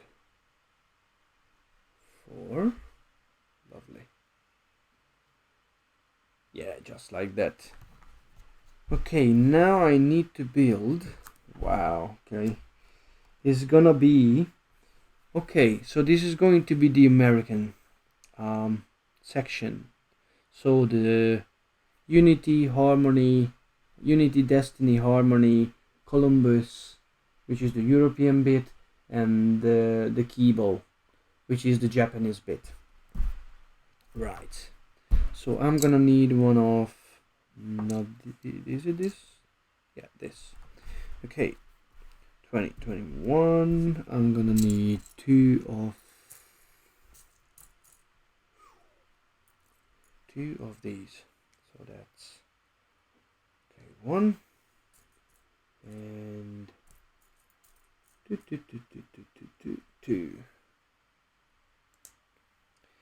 Okay, I'm just curious which bit it's going to be. Okay, this is going to be the harmony module, which is this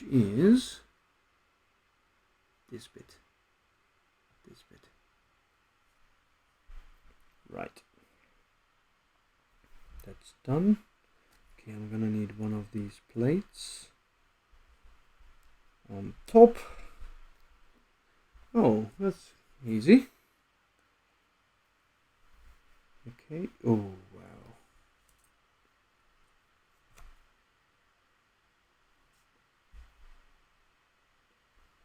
There are some strange looking bits.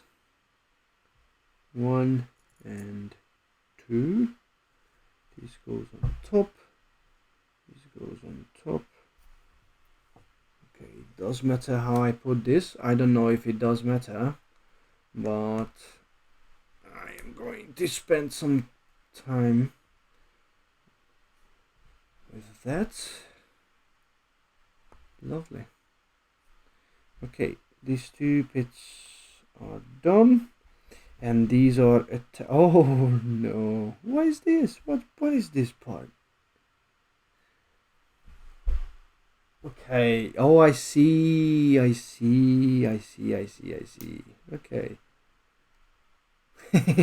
These are the docking ports. I think node 1, node 2. That's cool. So this is the harmony module. These are the docking ports. And this one. Okay, now I need this yellow rod. I need, yeah, one of these, which goes roughly in the middle, and it goes underneath. Okay. Right. So this is basically giving the structure for Unity and Destiny modules. Right. Okay, I need this. I need this bit. I need that. Okay. One of these. one of these, and one of these. Okay, so I'm building now basically the American and European modules.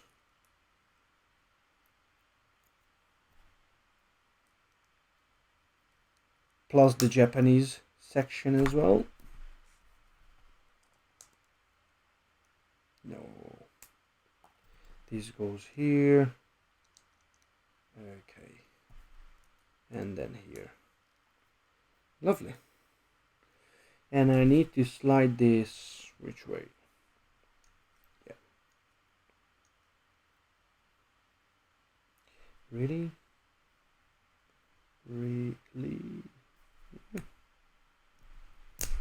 Okay, so like this.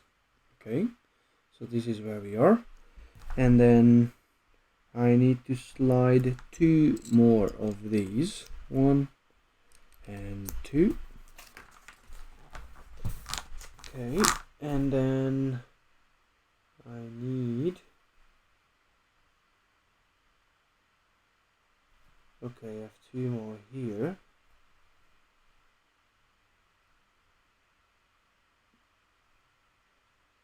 Right, I do not know what that is. Okay, that should be a different section. Oh yeah, okay. So this is going to be the keyboard module. Okay, so this is the American section. So this is entirely the American section, basically. Hi, Aussie Breaks. Are you asking hello or are you saying hello? Hello.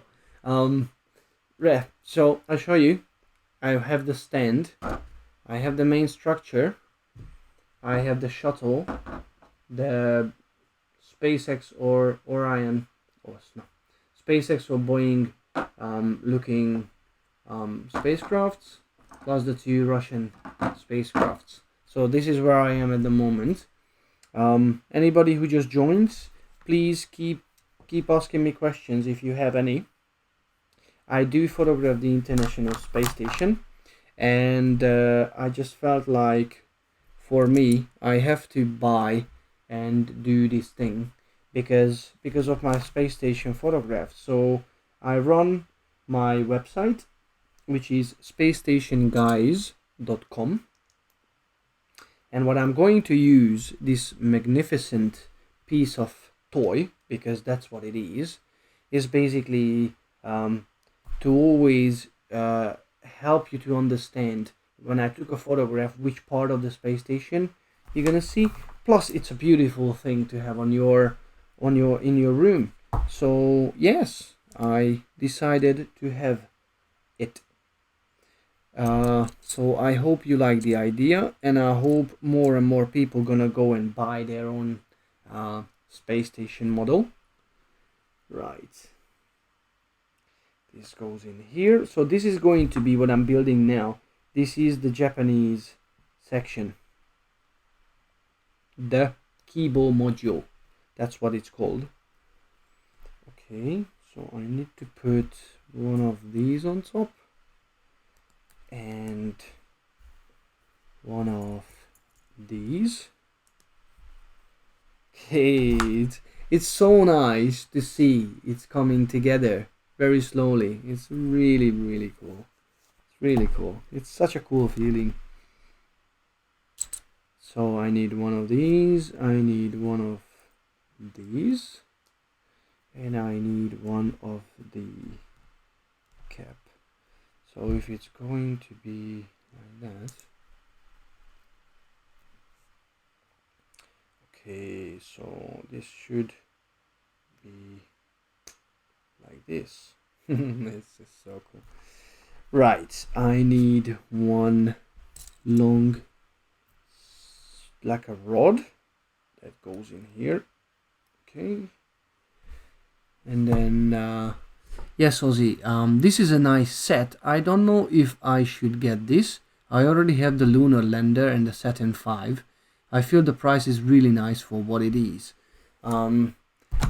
So first of all, it's so good for you. I'm a little bit envious because I would like to have both of those as well. Hopefully if I'm gonna just spread the cost, then hopefully I'm gonna buy both. Obviously, Saturn V is such an epic piece of set that I think everybody should have. This bit, yes, the price is absolutely good. I think they priced it reasonably, and I do believe that that they have a valid selling point with this one, because because of, I mean, it's not cheap, don't get me wrong, but it's not super crazy expensive as well, which can happen with these products. And I think they will sell a lot, because I have seen already a lot of people getting it. And just wait and see. I mean, I think I'm proceeding well. This is the very small bits part, and once I'm through this, the bigger chunks are coming. The solar panels, they should be straightforward, and then you will see yourself exactly how it looks. At the end, I'm gonna bring my camera closer, and I will show close up exactly how it looks like. So yes, if you guys are a little bit bored, I can only suggest you to just go and visit my website, spacestationguys.com. I take photos of the International Space Station on a regular basis, and this is my hobby. So now getting this is incredibly valuable for me. Okay, so what we see now is, so this is the keyboard, and they were kind enough, you'll see, they were kind enough, they do the storage bit as well, and they even did the robotic manipulator, which is pretty good. It's pretty good. It's not focusing on it properly. And now I'm gonna build the exposed facility, or EF, because that's the part where they just chuck certain experiments outside to the vacuum of space, and yeah, it's just cool. Right. Okay. Oh, I see. Okay, so these bits are going on that. So that's one. The details are incredible. I can already discover the main bits, and it's not just like, it looks a bit like that. No, it's actually really, yeah, it's very realistic.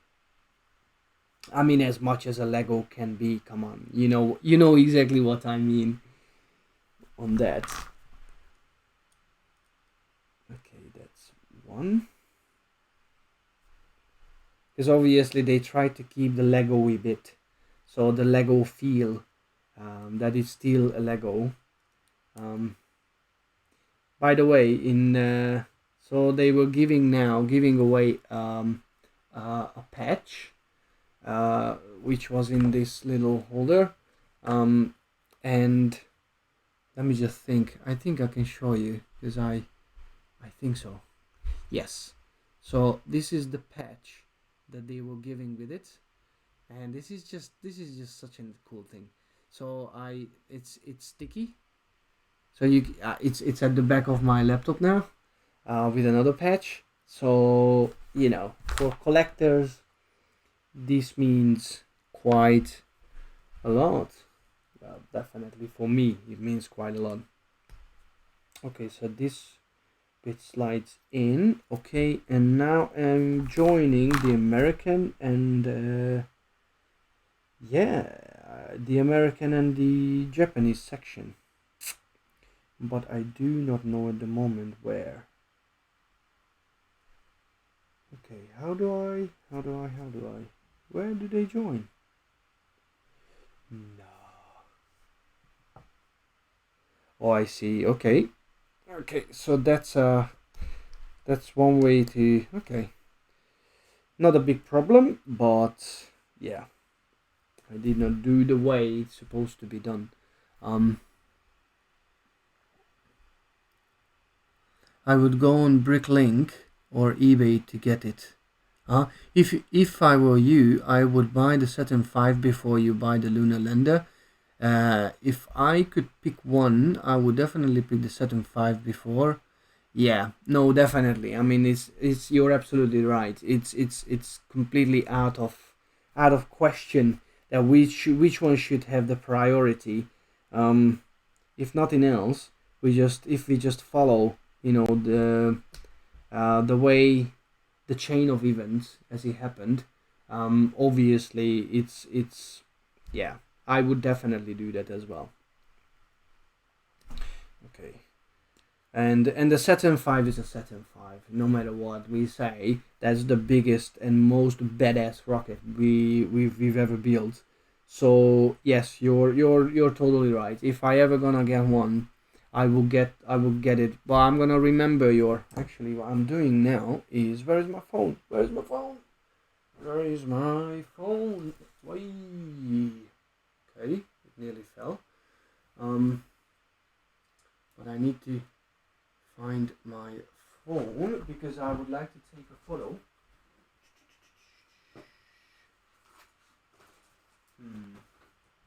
Okay, I do not know where my phone is. I do not miss it at the moment. But anyway, now it's here. I'm gonna take a photo of that link you just shared me. Bricklink. I don't know anything about them. Okay, so where I am now. I am at this phase, okay, and now I am going to build the Columbus module, which is the European space station. Sorry, there's the European. Okay, I need to change this back a bit. Okay, just like that. Yeah, fair enough. So that belongs to the European Space Agency, and yeah, that's the next. Right, so I need one of these. Okay, then I need one of these. That's two. Okay.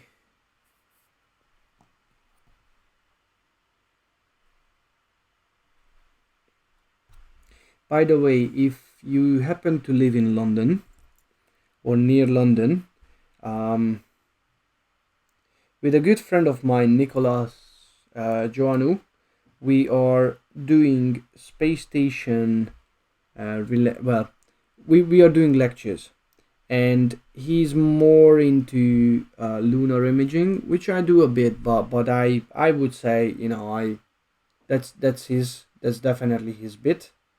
And if I have to choose, International Space Station photography is my bit, and we are doing lectures in the Westminster Reference Library. And if you live around, and if you would like to just learn more about the International Space Station, or if you would like to just get involved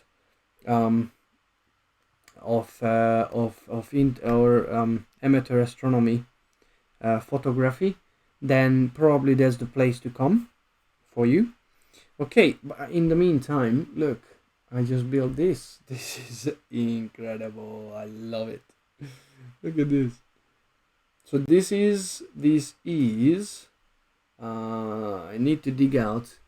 I need to get a photograph of the International Space Station, because I want to show you International Space Station, that where I am, and exactly okay, I should have had it already, but forgive me for this. I'm just looking for a nice photograph. Yeah, this will do. Okay,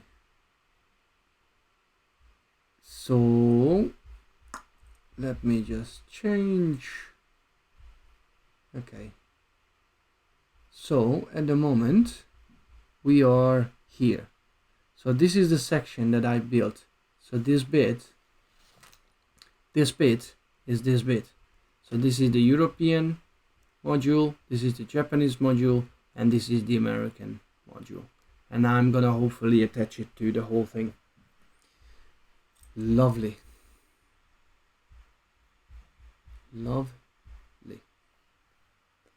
Okay, breaker on Bricklink. It's a site to buy Lego parts. Ah, that's cool. Oh, one bit just fell off. No! No!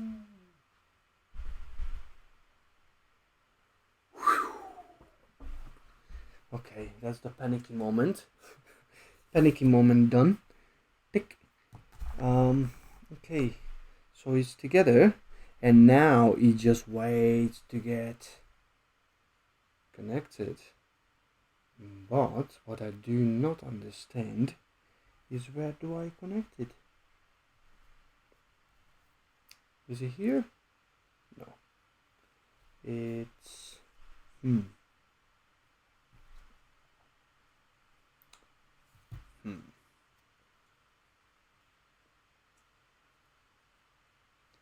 Right, at the moment I do not understand.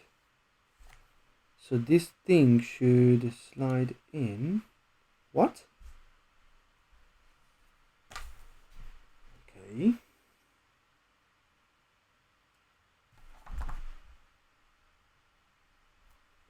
Okay, it says that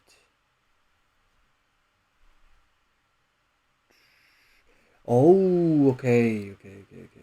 I see. This was a little bit confusing. Oh yes. Oh yes. Look at this. A space station is about to born. Oh, that's super nice. Look at this.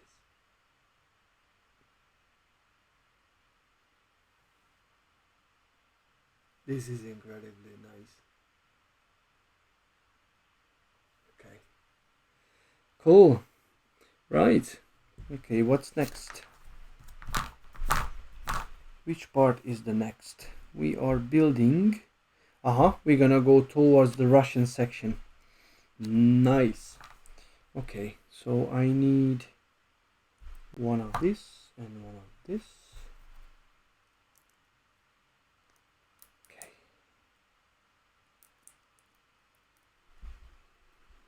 Sorry, I'm from the US, but recently at my local science center, the Mercury and Gemini capsule were at my local science center. Capsules, that's cool. Okay, I say local like everyone has a science center, lol. Well, not everybody, not in Europe, but we have the science museum, and in the science museum, luckily we have a couple of science and space travel related things to actually. Oh, I see. Okay. I think we have the Apollo. I think is the 14. Landing capsule. I should remember. Anyway, I've just been not too long ago in Leicester, and in Leicester, okay, now it says that I can. Oh, I see. So this should just stand here like that. Should it? Okay, for some reason it's not. Oh, okay. So this is how I mount it on. Okay. I think I have the feel for it now.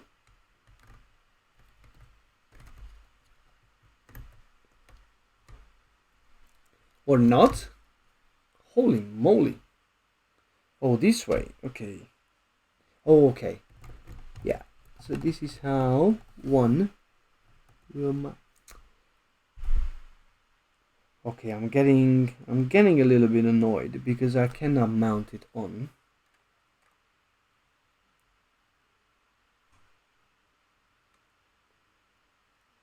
Is this it?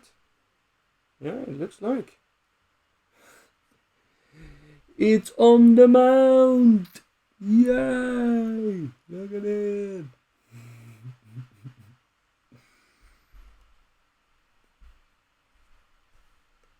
Wow. Yeah, they should make quite a few more things, to be fair. You just mentioned Aussie Bricks. You just mentioned the Skylab.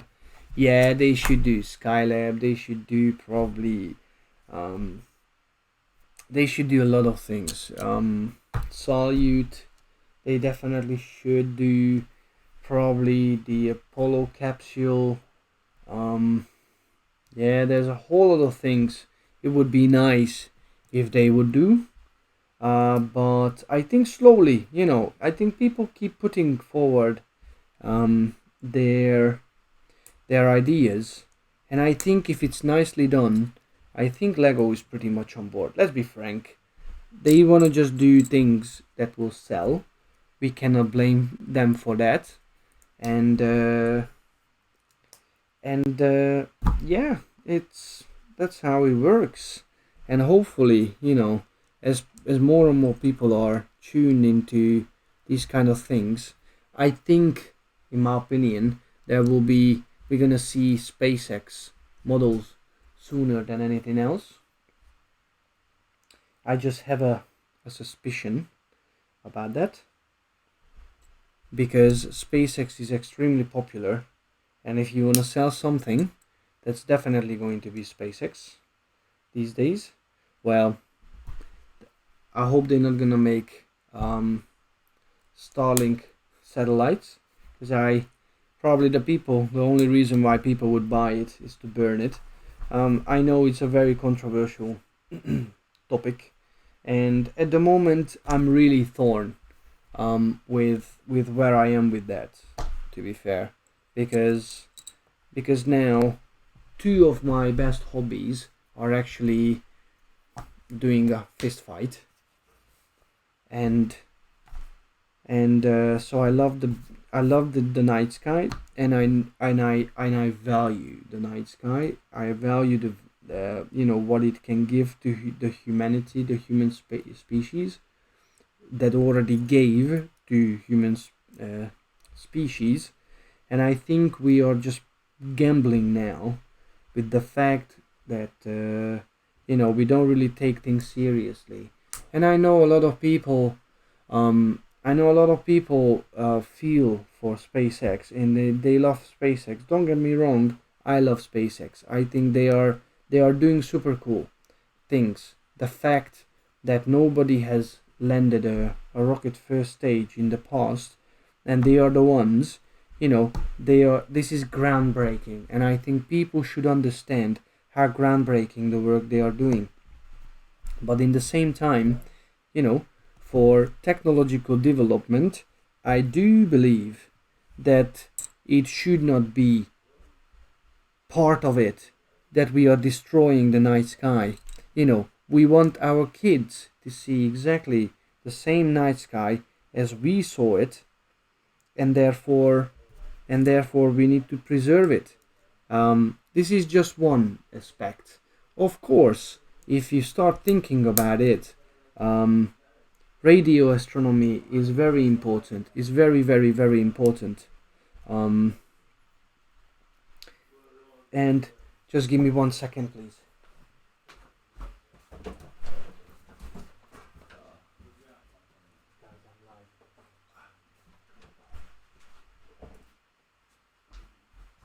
Sorry for that. It's just I have flatmates, and they just didn't know that I'm doing this live, so I just shoot it out. So yes, it's groundbreaking, seriously groundbreaking work that they are doing, and I don't want the sky disappearing. I want the future generation to see exactly the same sky that we've seen. I want them to experience exactly the same experience that we have experienced. Radio astronomy will be jeopardized on a huge, huge, huge scale. And that's really, really not good at all. It is really not good at all. because we're gonna be blind. We are making ourselves blind completely to asteroids, near-Earth objects, and all the amateurs. Not everybody is just taking beautiful photographs of the night sky. Some people actually, like my really good friend Guy Wells, um, at the Northolt Branch Observatory. He is actually together with Daniel Bamberger. Look them up, please, if you are interested. They are actually surveying the sky, and they are looking for near-Earth objects that could harm us and basically just wipe us from the face of Earth, like we were never here, just like the dinosaurs. And to be fair, ignoring that is a pretty, how can I say? It's a pretty stupid thing, you know. It's a pretty stupid thing. We shouldn't do that. I do believe that we can give we can give internet to the other parts of the world without sacrificing the night sky. That's what I think. And I don't know if I'm right. I don't know if I'm wrong. I do believe that we should be more careful on what we are doing. So yes, it would be nice to see some of the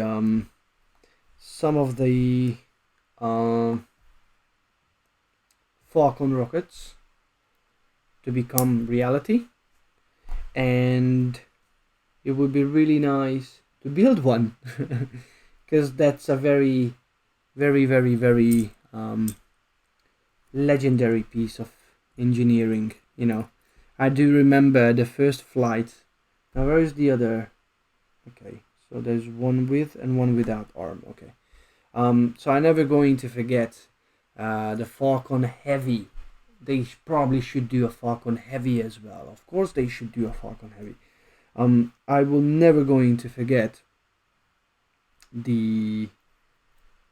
Oh, that's nice. Okay, the antennas. This is so cool. Oh, this is so cool. Okay, the antennas are mounted like. I love it. Oh, bless them. Okay, that's one. Right, so one is attaching like that in here. And the other one is coming. Is it?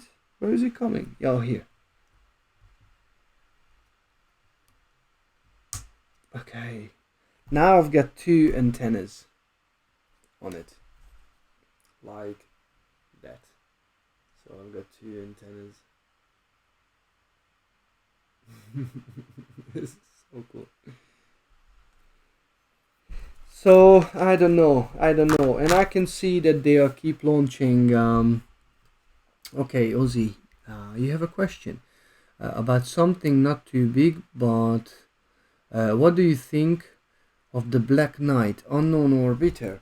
I do not know. I read about it back in the day. I think everybody saw those mysterious, very mysterious documentaries about this. I don't know. I don't know. What I do know though is ever since I started doing photography, and sometimes for me to identify certain certain objects, I need to look for things on the internet, and sometimes what I found is that a lot of things that people are speculating about is just hogwash. And I know these days everybody likes to speculate about a lot of things. And I know there are some documentaries, but my real problem with these things is that we are kind of kept in the dark, and I don't know. I mean, when we don't have facts about certain things, all we are left with is basically speculation and how we think about certain things. But I think that's wrong, because if I say about something that, oh, I think or I believe, that means that requires zero facts. So I can think or believe uh, whatever I want, to be fair. If I want to believe in unicorns, then I can start believing in unicorns, and those things don't need facts. So these days, what I'm trying to actually finally say is that um, hold on, I'm missing a piece. Am I? Okay, that thing. Yep. Oh, I see. Okay. So yeah, so basically, I don't know. I don't know what's the truth. I wish I would know. But I don't. I don't know exactly what's happening, and it's possibly true that it existed, but again, probably some people know some about it, but that's it. Apart from that, I I don't want to speculate. So these days, I know it's probably a comfortable situation, but these days I'm more spending my time with things that I kind of know more about, that I can actually research and look up, and then and then if that that's how I think we should approach a lot of things, in my opinion. But that's purely my opinion. So what do you think about it? Because I'm at the moment, I don't know about the whole Black Knight thing. That's why, don't get me wrong, that's why I had a stage of my life when when I was a massive UFO believer. Because I assumed, that there is something going on, there is something that they don't tell us, and we should know about. But again, there are so much stuff out there, so many informations out there, and who knows what the truth is. It can be so many other things that we wouldn't think of. I think. Okay, now I need to attach. Okay, this bit, it comes here. Oh, it's nicely, super nicely coming together. Okay, there you go. I just built this section. I think so. Let me just think. Um, yes. So this should be the airlock, the Quest airlock, and this should be uh, probably there should be the cupola coming here soon. But this is the Bigelow. This is I mean, think about it. They even made the Bigelow, the expendable module habitat, which is on the test, which is this one. Yeah, it's so cool. And this is the Leonardo PM. This is a stowage and storage bit, and yeah, here there will be the cupola coming here, but I'm not just quite there yet. Okay. I heard from an article in 2016 NASA was going to try to retrieve it. I think it might be a spy satellite, like a military camera was. Yeah, okay. Now that's a kind of explanation I perfectly find plausible. To be fair, and I can, yeah, I give a full credit to that it could be it. So yeah, absolutely. Let's hope that we are going to see the American space flight going back to where it should be or supposed to be, or where they stopped doing the awesome things they were doing, because I'm big time. I'm hoping that Boeing and SpaceX are working hard on basically to make it happen again, because we desperately need the capability to go back to space. Being able, I mean, we still can, but I'm a little bit skeptical with the Russian projects, because it's just simply, don't get me wrong, I completely admire what the Russians achieved in the past. I completely admire that. Hold on. Now I'm starting thinking that this is the dragon. It can be the Cygnus. I think, okay, I think this is going to be either the Crew Dragon, but it's too, I mean, where is the rest? The trunk section. So it can be the Starliner. I don't know. But this is probably the Dragon. The SpaceX Dragon, the cargo Dragon. I do not know why, but they did not write it here on these pages that what is what. And it's just a bit weird. It's a little bit weird, to be fair. Okay, so I need this bit. Okay.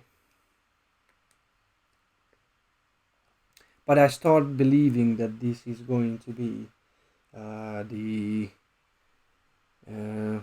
SpaceX Dragon, cargo Dragon spacecraft. Okay, I need one of these upside down. Okay, and then this one. Okay, in the meantime I found the cupola. This is going to be the cupola. It's pretty nice. So okay, so I think this is going to be, yes, okay, so this is the dragon, because I do know for a fact that the dragon is always birthed to, no, okay, it's getting confusing. No, okay, so because it seems like this is docked to this spaceport, and I think the dragon is always docked to a different one. I do not know which spacecraft this meant to be, because the HTV does not have solar panels. The HTV doesn't have solar panels, and then the Cygnus, or is it the Soyuz? But it's not the Soyuz either. Ah, crap. Or okay, what I'm started thinking now is that this is the Soyuz or Progress, and these are just satellites. That's my guesstimate at the moment. Okay. There is some moderation going on the channel, so I don't know. I can see that some of the comments are not are not appearing, and I do not know how I make it. Let me just see if I can do something about it, because I can see also you wrote another message, but at the moment I cannot see it. So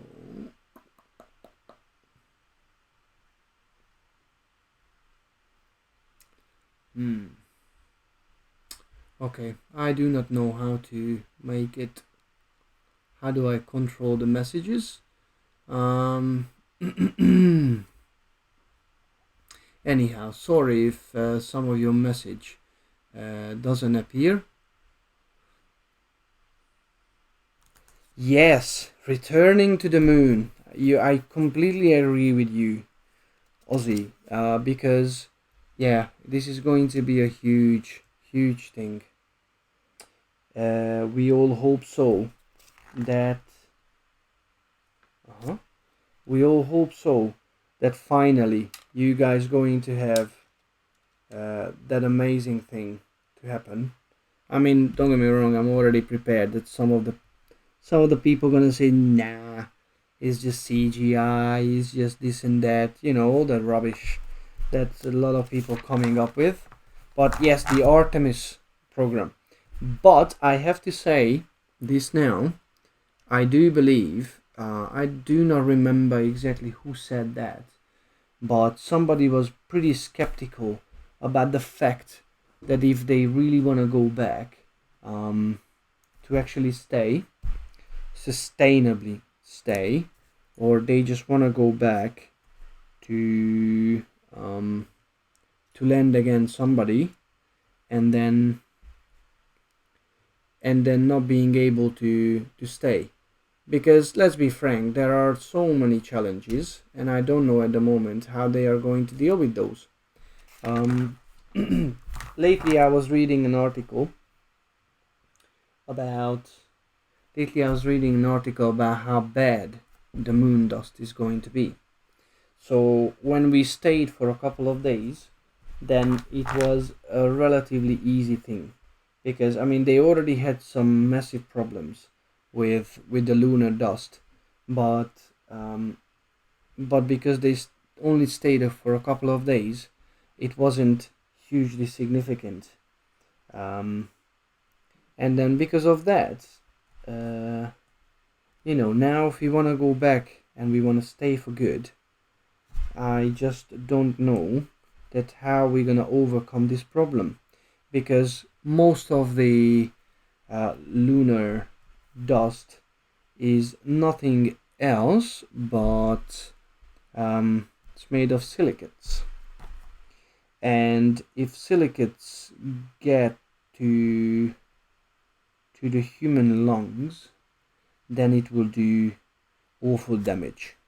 So obviously they need to come up with some sort of idea how to protect the astronauts from this threat. And at the moment, I do not see that anybody try to solve this problem. I don't think that they have any sort of solution to that yet. So that's so things like this, and these are the small prints, to land and probably 3D print certain what is it called lunar bases. It's probably gonna be relatively easy, or easier, I'm sorry. But when it comes to actually uh, protecting those astronauts from these kind of challenges, I do not know that what answer NASA is having at the moment for these problems. So I don't know. I really do not know. But I'm really looking forward, because obviously once we start tackling the problem, when we talk about the problem and they try to work out the problem, this is when usually the problems get solved.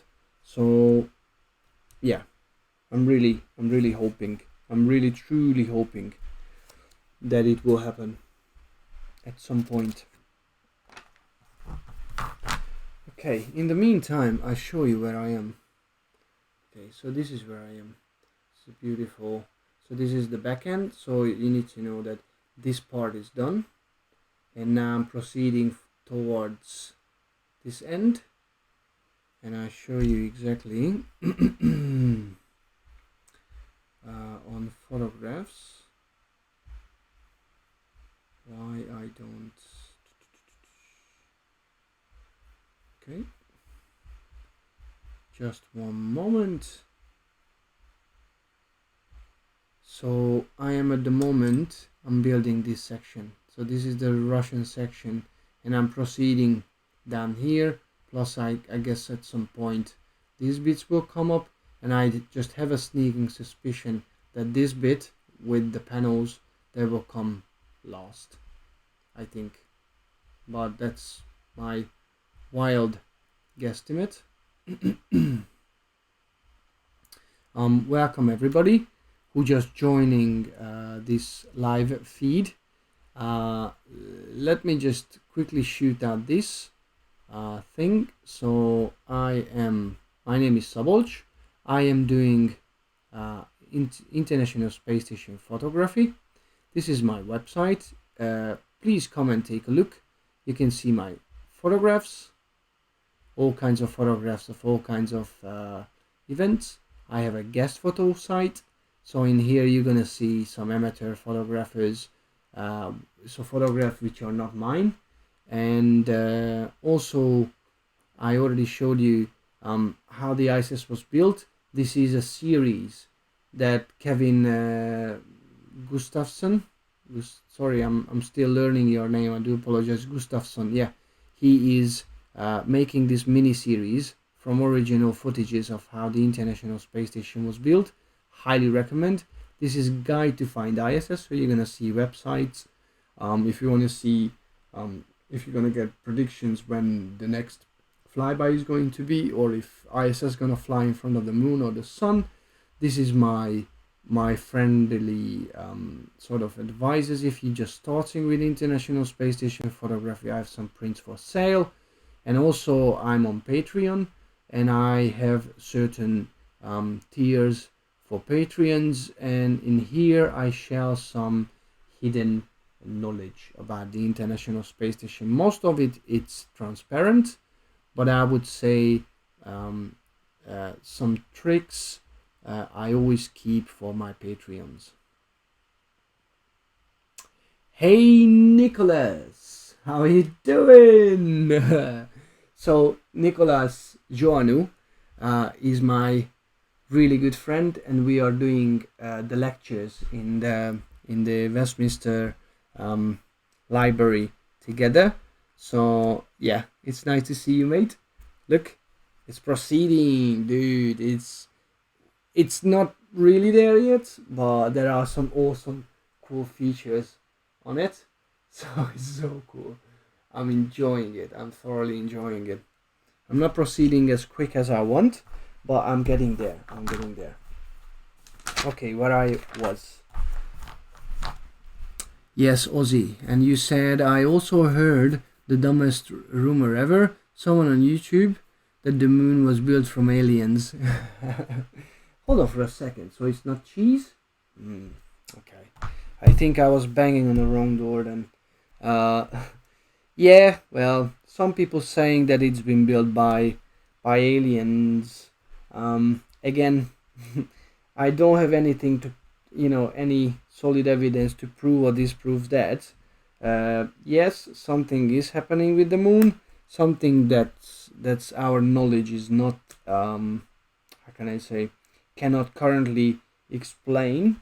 But yes, I think the universe is full of things that we are just about to discover, and just because the moon is just a stone throw away, it really doesn't matter, because it still can be mysterious and undiscovered. So yeah, Nick, I had one guy a few weeks back that was telling me that the moon was hollow. Okay. Yes, I don't know. Nick, write about these, mate. I think it is hollow to a certain degree, or there must be something going on inside. Again, I don't know. I heard of these experiments when during the Apollo program, when they some of the third stage, I think, was flown to the moon, and seismically they could feel the vibration hours after. But I don't know, again, what would be the explanation for that, or what is the reason for that. hopefully that's for the future generation to find out. That's one thing is I think is sure, that it has a very very very very hard crust at the outer layer. Okay, I do wonder what's in the middle of the moon though. Yes, well, I think we all do wonder what can be in there. Very interesting question, and it would be nice, you know, to have a proper answer for that, because I think lots of people are interested about it, to see exactly what's inside, what is inside the moon. Okay, what I do not understand about this model so far. Okay, I did not expect that it's gonna be 100% the original space station, but sorry, my chair is. But what I don't understand that there are so many small, um, I don't know, small satellite-like things. So, for a start, at the bottom, again, I do not know if this is docked to the Piers. I think this is the Rasviet module. If it's docked to the Rasviet module, this should be one of the Soyuz, or yeah. So it means these are Soyuz in progress. Probably it makes kind of sense how it looks, but then I do not know what this big bit is. I don't know what that is. I have no idea. And I can see there are some more.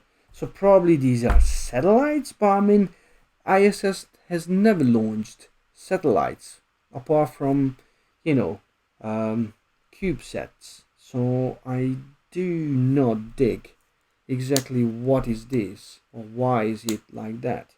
But I can see that, yeah, this should be then the Piers. Yeah, this is the Piers docking module then, I think. Yes, because after that we have, yeah, because after that we should have, I show you.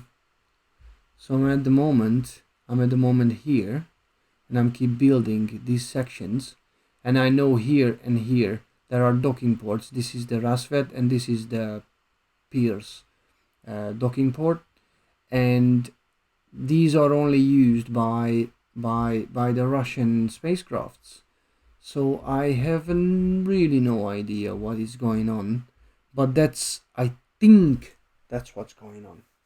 That these are those spacecrafts. Yes, because there will be on top. Yeah, 100% sure. So these are the Russian spacecrafts. Yeah, 100% sure. Okay, so there is the last one going there. Okay, I've done that.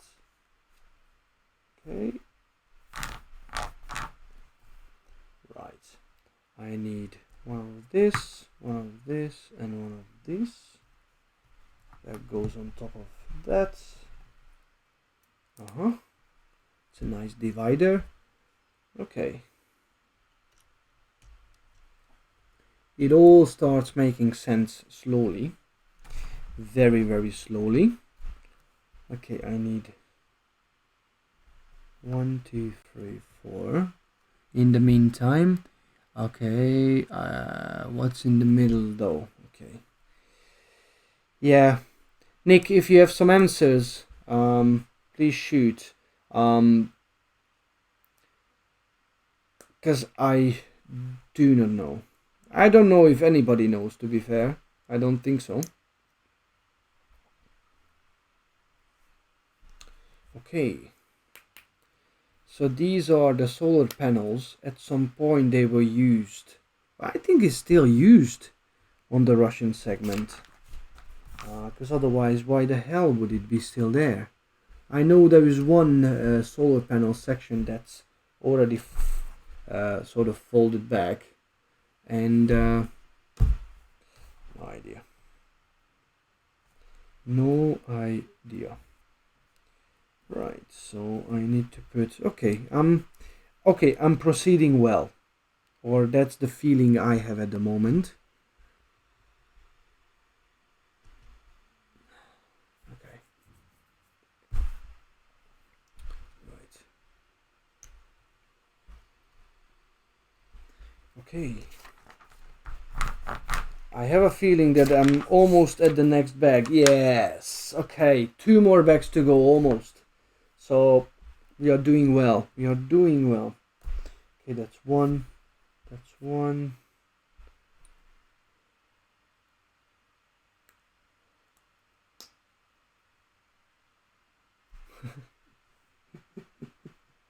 I just saw one bit that Aussie you wrote. The America on. Okay, let me just read. The moon shares similar internal structure to Earth. The crust, mantle, and core. Deep inside is the interior. The moon has a solid iron core surrounded by softer, somewhat molten liquid iron outer core. Okay, yes, that's really good to know. That is really, really good to know. So we learned something today. I learned something today. It's always a pleasure, to be fair, to get some knowledge about certain stuff. Okay, Ozzy says, I had another guy telling me uh, the US owns the moon because they have the flag there. Even even though Russia was first to put flag on the moon, also for some reason lots of people think that the moon has no gravity. Yeah, it's because the people don't like facts these days, and this annoys the hell out of me, because there are so many things. I mean, if you look around just in the political spectrum and what is going on at the moment, this is just rubbish. There are so many things that can be checked these days, but some people just don't like these things. Okay, now at the moment, okay, I'm missing pieces, as I kept telling you earlier on, and I do not know, for instance, so you see I'm missing out the cupola, and and I don't know why, but I can see that it's on some of these. Somehow he instructed to put it on. Oh, I see. Okay, so it was me who missed it. Okay, that's not a good thing because it means that I might keep missing a lot of stuff. Bloody hell. Okay, what is this? And what is this? And what is this? I do not know. I am 100% sure that they are keep giving out some extra bits. Okay. No, actually not. Okay, this comes here. Holy moly, I keep missing bits. No. Okay, this bit, I missed this bit completely. Okay. Okay. So where does it belong to? Okay, here. Oh no. Okay, I can see that this should be going.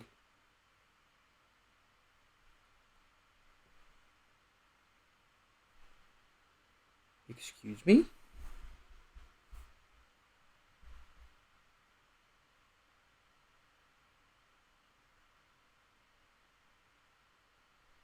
Oh, I see. Okay, here.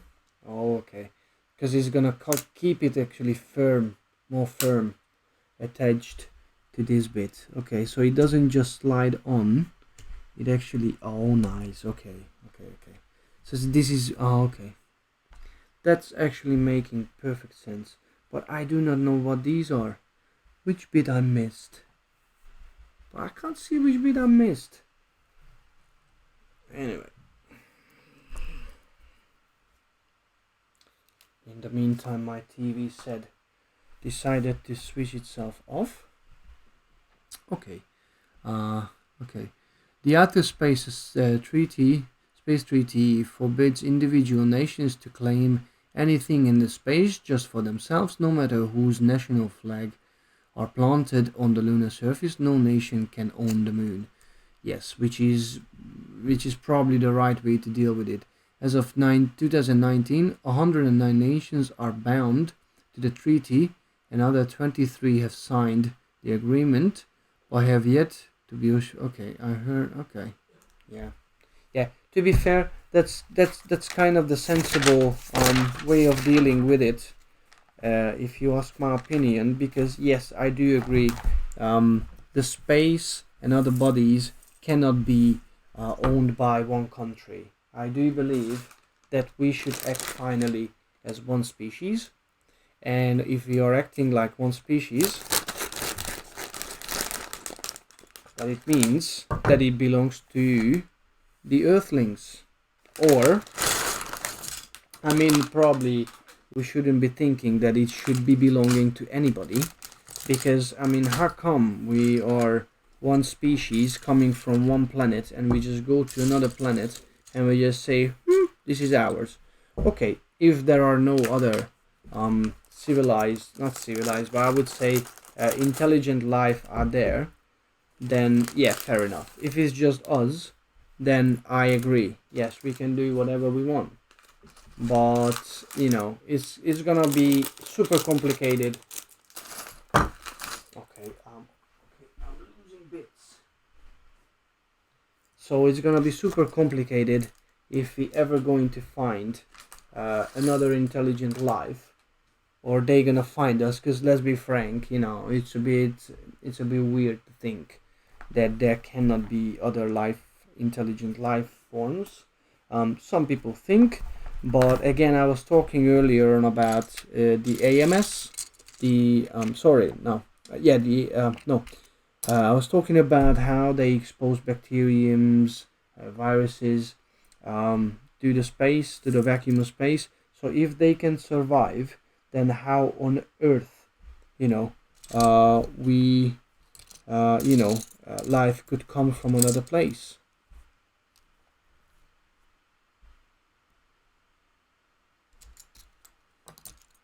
Yes, that's how I think. But yeah, coming back to the International Space Station, because that's really my cup of tea. Um, yes, I do not know. I do not know if you guys saw. I think it's called Axion. I'm gonna find it in a second once I finish this bit, because I've been doing it now. Yeah, 2 hours. Yeah, that's fine. So Axion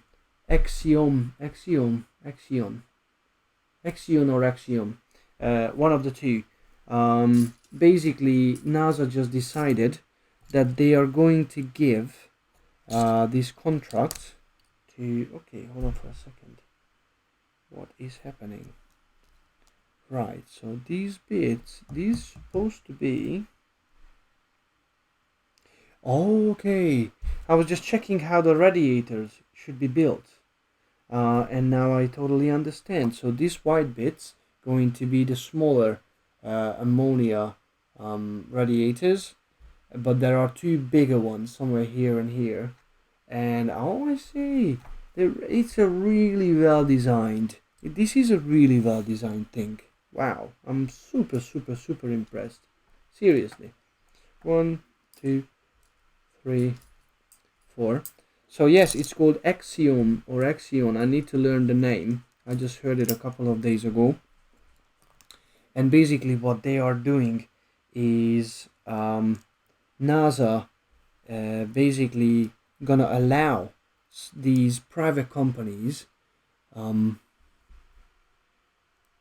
Thanks, Ozzy. It was nice to meet you, and I hope you're gonna get one to yourself as well. Thanks for joining, and thanks for the conversation. Thank you very much. Really.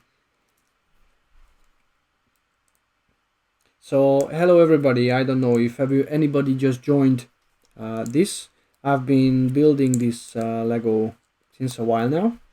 I started at 6 ish, and it's almost 3 hours now, but I'm holding on. And we were talking about all kinds of things. with some of the people who are watching it. My name is Szabolcs and I do photograph the International Space Station. That is my hobby and I really like doing that. I use a Dobsonian telescope to achieve that. Nicholas, who's just online as well, watching this probably pretty boring feed. He's a fellow astronomer and he takes photographs of the space station as well. And yeah, it's I have to tell you, one could ask exactly what is the point taking photos of the International Space Station, because you know what can you see or what can you achieve, and allow me to show you one of my best experience, which just happened not too long ago. So you're gonna see. In the meantime, I'm cracking on. It's just okay. So you're gonna see this is the International Space Station, and this is the International Space Station, and this is the Soyuz MS-13 spacecraft. And I was lucky enough, I actually have a story about it. So if you're interested, I'm more than happy to share it with you. Nicholas was part of it, and so we had, so on my website you can find all the predictions for future flybys, and we just did exactly that. We were looking for something unique, and on that night we had two flybys over London, and on that night, well, in the afternoon, Luca Parmitano, Andrew Morgan, and I really need to learn the Russian cosmonaut's name because it's really disrespectful that I keep. Yeah, he was Alexander Swartzov, and they were heading towards the International Space Station, and so they were launched, and 6.5 hours later they docked to the space station. So because I knew that we're gonna have flybys, I was purposefully preparing myself for that flyby, and I knew that if we are lucky enough, we probably might be able to see. Okay, hold on. At the moment, I don't find key parts. That's one. That's two. That's three. That's four. Okay, I found it. So I knew that we might have the chance to actually see the International Space Station and also the docking Soyuz spacecraft. So basically what we were trying to do, we were trying to achieve, is we were patient. We had two flybys. One was, so the second one I would say was around just 10 minutes I think before midnight, and there was another one just 92 minutes before. And the first one, when it came around, we actually could manage to observe first the space station, and then it was followed by, okay, so these are going to be the joints. You can twist these bits around. This is super cool because the radiators and the solar panels, they can be moved, so twisted around, rotated. So yes, back to the story. I observed, so I've seen the space station, and just about this much, if you hold your arm like that and you do this, it was kind of that distance away, and yes, it was pretty cool. Let me just take a look. Yep, it was a pretty cool experience. And then we did not know exactly what to expect a bit later. This is the prediction of the second flyby, and I knew, yeah, it was 20 minutes before midnight. And this is just this is just an animation I took basically then and there. Some Korean I think they were students. They were coming around, and they were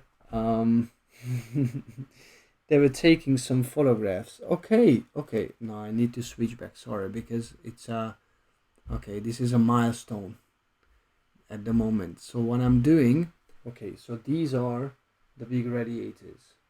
Okay, hopefully you can see it. This is the radiator. You can see this is the proper radiator, and I am now attaching it to the station. So now it is going to start looking like properly like the International Space Station. Okay, this is so cool. So now if I show you the space station, let me just see if this is too much light. No. So if I show you the space station, you see these are the ammonia cooled radiators, and these are freely rotatable, which is a pretty cool thing, because they not fixed. They do move. They do rotate around. So awesome. Okay, now I have this bit that I need to chuck here, and I have one of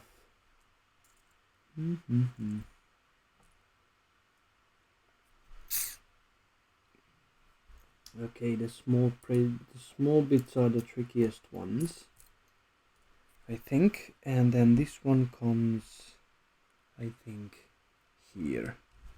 Yes. Okay. Oh, actually, there is a Canadarm as well. I don't know if you know about it, but there will be a proper Canadarm as well. Anybody who's watching, if you have any questions along the way, please feel free to ask, because I am more than happy to answer if I can. Okay, so I need this bit. I need this bit. I know this is the hard way to do it, because I keep talking and I keep showing you things, and I know why it's a little bit of a diversion, sorry, from my attention, but I do prefer it this way, because otherwise I'm just me doing my boring thing. Probably it's not what you want to see. So yes, so these Korean, you will see the space station just flying by. That was a space station, and then after that I showed them a couple of things on the night sky. So yeah, it's just nice, just nice to be with people, with nice people.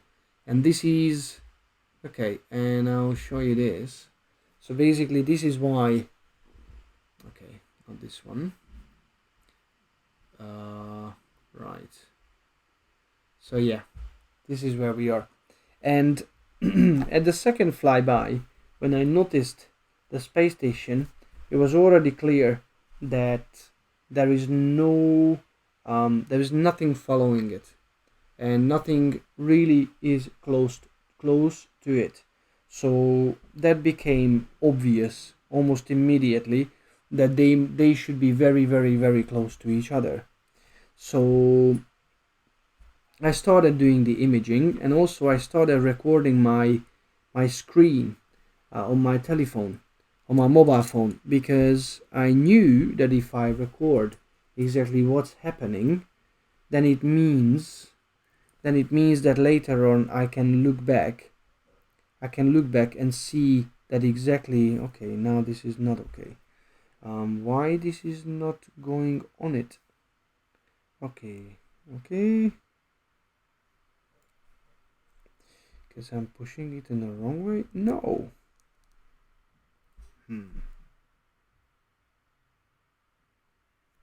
Okay, this should be the shiny one.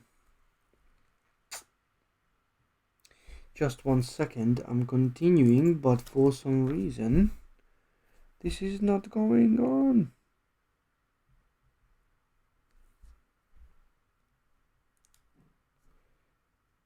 Oh, I know why. So yes, and I knew that they will fly they would be very close to each other. So when I look back the photographs, I saw this. Obviously, this is a processed photograph, but I've seen the space station and I've seen the Soyuz spacecraft extremely close to each other. And then later on, I could actually trace back that what was I seeing. And then because I started recording on my phone, I think this is where I interrupted my own self. When I started recording the live coverage, the only reason why I did that is because later on I wanted to have the ability to look back and actually see that which part, so how far they were from the space station, because they have an external camera. And basically it's constantly showing all kinds of Cyrillic writing as well, and basically one of them is showing the speed, the rate they are closing in to the ISS, and also they were showing how far they are from the International Space Station. And because I recorded it, I knew for a fact that they were 67 meters away. Yes, 67 meters away, exactly. So they were pretty damn close. Basically, my luck is that instead of them, yes, I can actually show you. I already can use it. So this is how we see the International Space Station. You see it from below, and instead of them docking to this one of these two ports, they were docking here, right here. And that was the only reason why it came out really nicely. And basically Nicholas Joanu Nick was taking photos as well, and also Martin Lewis was taking photos as well. And what we were doing is we tried to take photos simultaneously, and it was pretty cool because in this way, we had more chance to actually record something. So if one part, if my area was cloudy, then I was hoping somebody else will catch it. So me and Martin managed to do it. Nick had some technical issues, which is completely normal, to be fair. With these things, sadly, sometimes technology just let us down. So yeah, there is not much to actually do about it. Yes. Okay, what am I doing now? Yeah. And but because this hobby is about determination, in my opinion, he managed to take a photo of the International Space Station not much late. Well, space station went around for another round, and when the next time he came back, he took some photos, and you could see that it's already docked, the MS-13 spacecraft, which is pretty cool, in my opinion. Okay, and in the meantime, I am still proceeding with this. Okay, so I need to put which bit? Yeah, one of these. Yeah, one of these. One of these.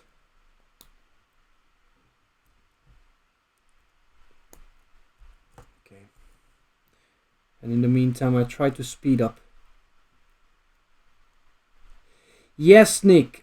He told Yeah, he told me. Actually, I completely forgot to answer him because he was asking me later what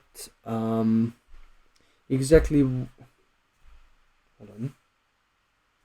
What am I doing wrong? What am I doing wrong? Mm-hmm. Oh, I see, I see, I see. Because I ignored the color codes. So yes, he told me that you guys were speaking, and he was asking me exactly what kind of um, um, equatorial platform I'm using, basically. And I completely forgot to come back to him. Yes, he's very friendly. He's very nice, and yeah, yeah, yeah. And obviously, you guys don't know, but your work kind of um, overlapped. So yeah, which is so cool, which is so cool. This is exactly this social aspect I really like when it comes to International Space Station photography, because there aren't many of us, and by the way, it's getting nicely together, the whole project, slowly, slowly. I'm not saying I'm rushing. I think I'm really taking my time. Probably I need to speed up, but I mean most of the book is done, so I don't think I'm super far away from finishing this whole thing. Okay, we need the darker. So yes, yes, and obviously we would like to inspire um, more and more people, especially people who have equipment, but you don't need an equipment just to see the International Space Station fly by. That's just alone. It's such a super cool thing um, to actually know that there are human beings on board, highly trained human beings who are conducting all kinds of research that's basically going to make a massive difference in our lives. So yeah, big kudos for them. Uh, some of them is coming back soon. Obviously, we are going to have now such a situation. Okay, I think I put it in a wrong place. Have I? So one needs to be very close. Yeah. So yes, the problem is at the moment is that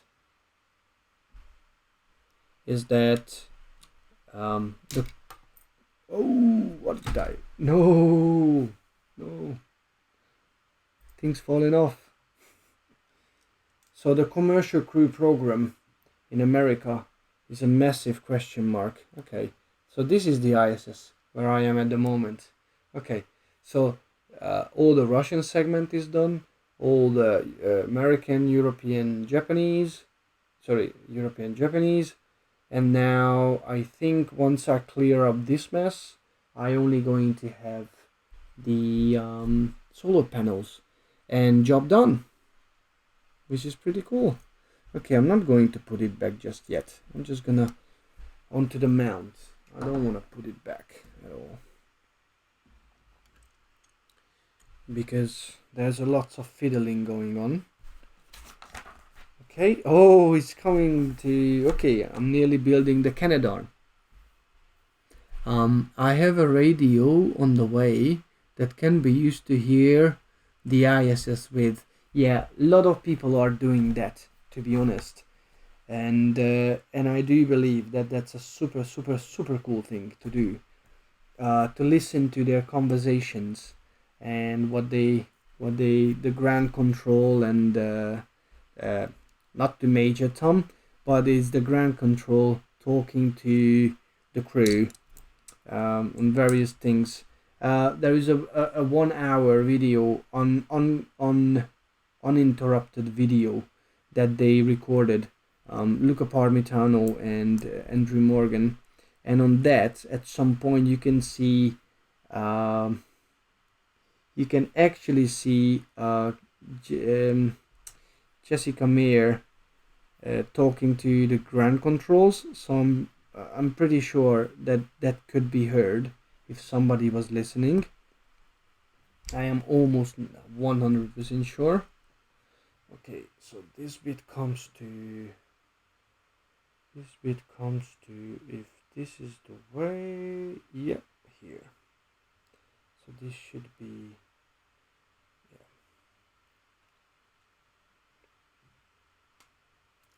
I do not actually know what these bits are. I know there is some pallets that they are using for various reasons. They they just when they conduct a whole spacewalk, then basically okay, now it's kind of darn time. Now, so they have these I forgot what they're called, express pallets, or I need to look it up, and that's where they place all the equipment that they are using during a spacewalk. So also the AMS, I think, is this one.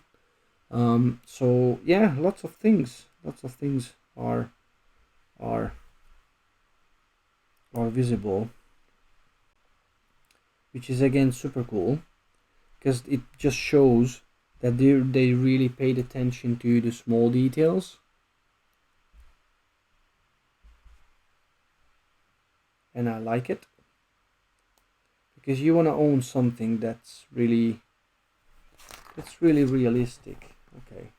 Okay, the Canadarm is now. Okay, what did I miss? Yeah, I got that. Okay. Oh, I see. Okay. I see exactly what they try to do. Whoops. So this goes here.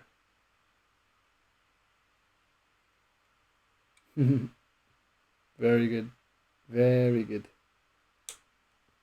Oh, that's so cool.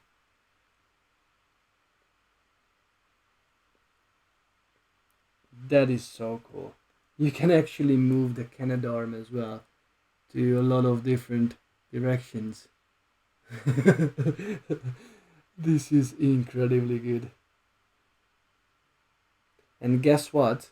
All these joints are made from basically, you have the human figures and they have these interesting hands. So these are the joints and they made. I love it. This is incredibly good. Right, I need one of these.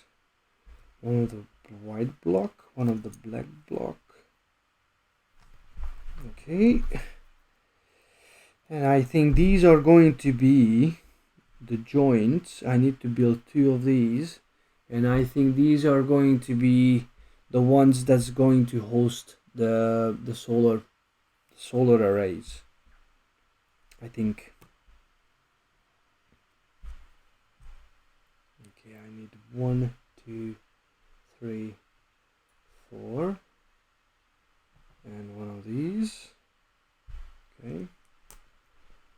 Okay, these are the ones that they're gonna rotate around. Oh, I see.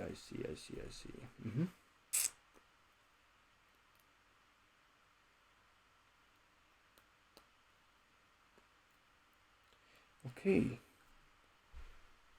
Then 1 and 2. This is the joint. This is going to be the joint for. Incredible.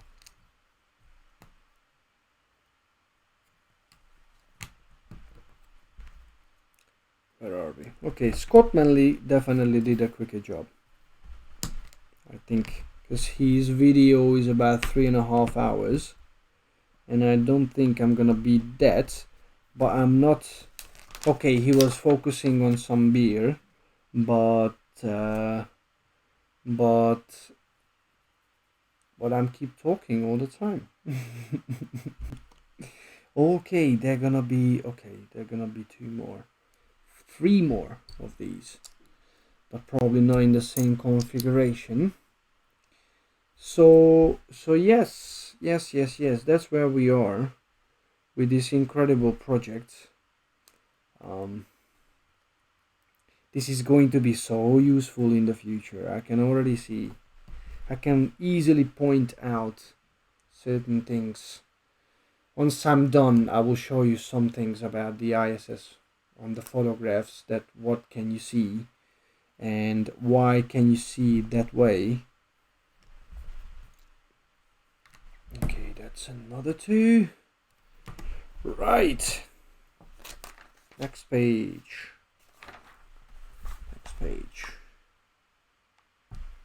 I need two of these.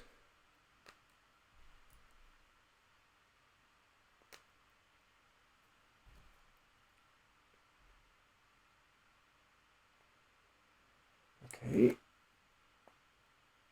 Okay, that goes to the end of it. And I think I'm gonna need another one.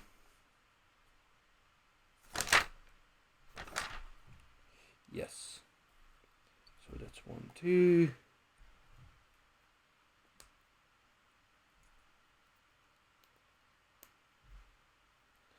Hello, Robert Nagy. I do not know if it's compatible with Ninjago. But most likely, because it looks like this is going to be completely compatible with every other. So this is where we are now. It's coming together,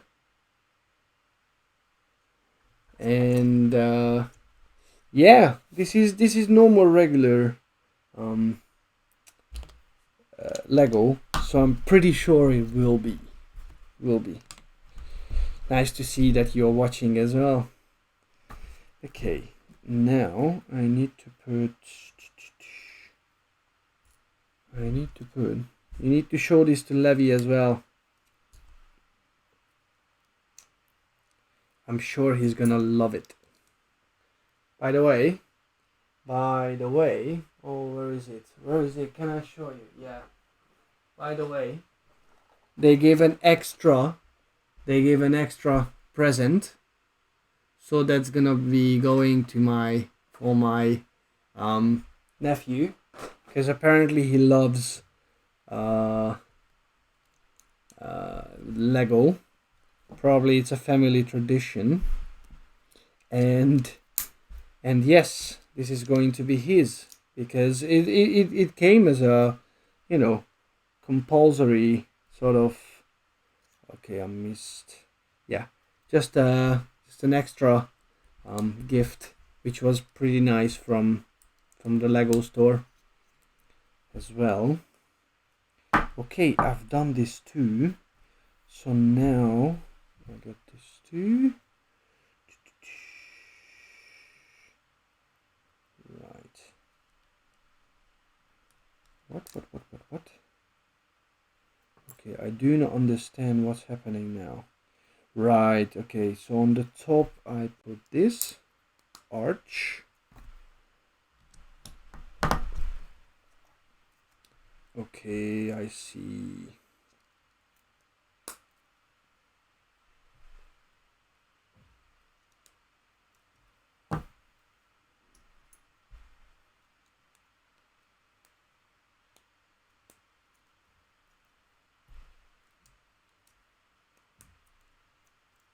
Okay, next stage is done. Some tiles. Just here.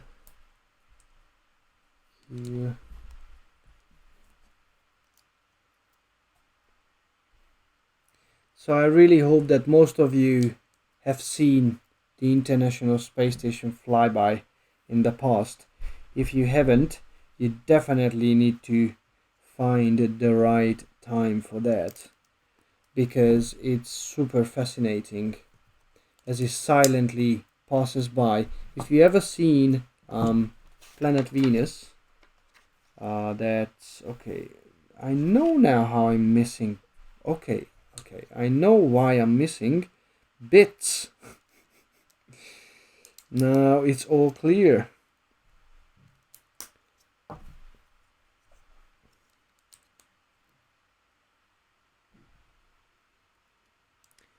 I just thought that I could land in one of the Ninjago towns. Can you show that box again, please? Of course I can.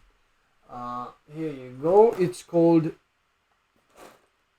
Hidden Side. Hidden Side. Sometimes it takes a little while it focuses properly. No? Come on. There you go. Hidden Side.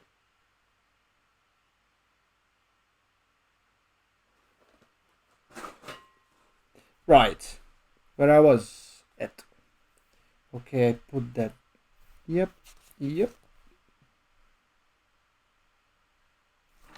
Okay. Now. There are so many small pieces, it's incredible. Really.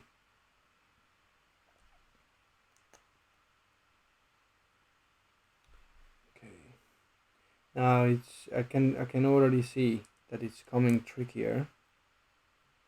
Pretty trickier. And it's mainly because there are so many small stuff. I mean, it's over 800 pieces, so I shouldn't be really surprised on that. Okay, this one. Okay, then another one. 1, 2. Then it's this way. Okay, and that it comes together. Then it's the cover. Awesome. Is it?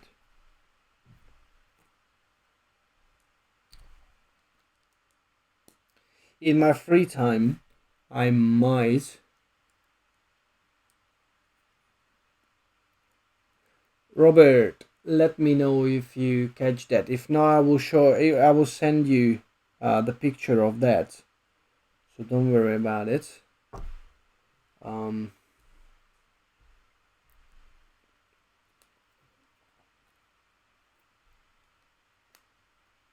Okay, so that's one with a brick, and then 1, 2 with another, just like that. Okay.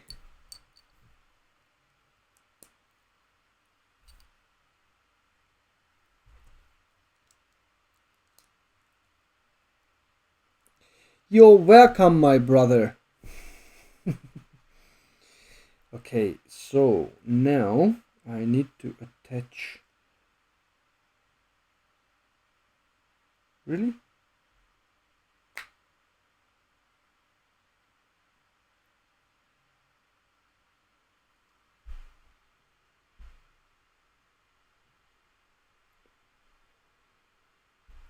Okay, that's 1. That's 2. Nice, and nice big segments are ready again. Okay, so now I need to. Oh, this is a major step. Okay, right.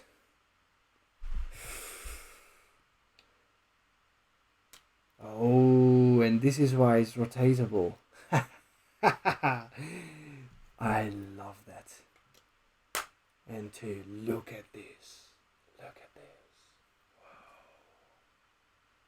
Super interesting. Look at this. Whoa. Super nice. Super nice. Okay, now I need to strengthen these bits. This is incredible. It really is incredible. Okay, so I need to put one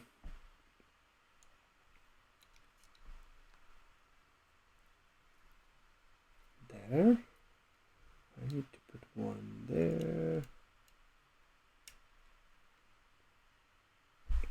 Okay. The same drill on the other side.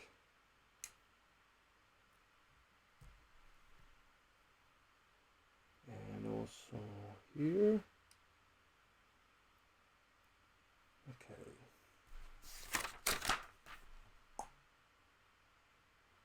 Right. Okay, I do not know what these things are going to do. This remains a mystery. Oh no, I know. This is the other. Okay, this is the ammonia radiator, the single panels. Oh, okay. That makes perfect sense.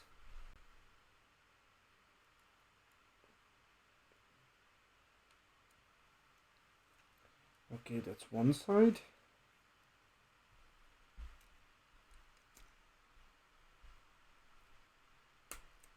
That's one.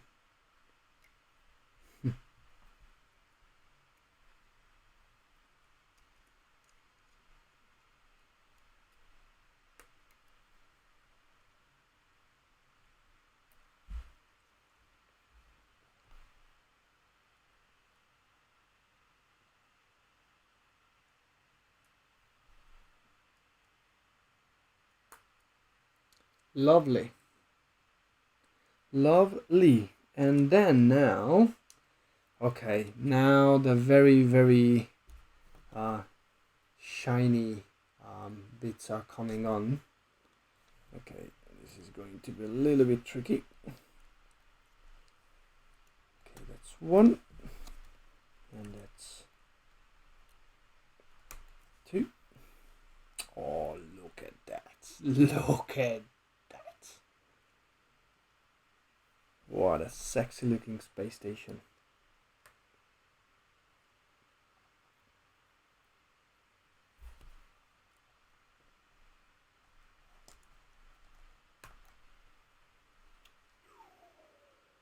This is just beautiful. This is beautiful. Oh man. Oh man, look at that. Oh, it's so nice. Okay, I still have bits and bobs. No, why am I missing all these? There's one there.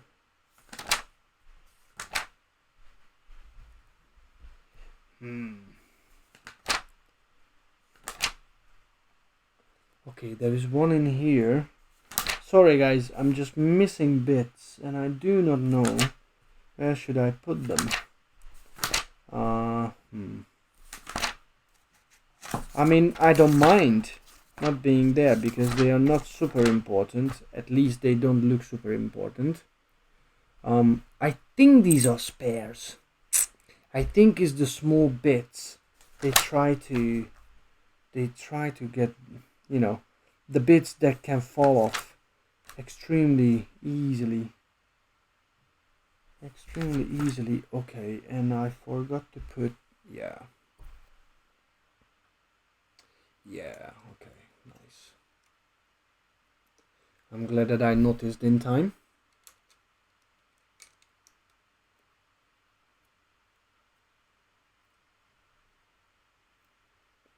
I mean, honestly, seriously, I mean, look at this.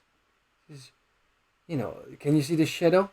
That's a proper space station shadow. Okay, I am going to put it now on its mount. Okay, I think it's meant to be on it like this. How it meant to be? Oh, I completely forgot it. Yeah, like this, I think.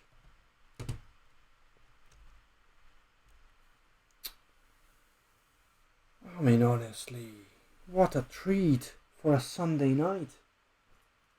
evening, and now I only have the solar panels.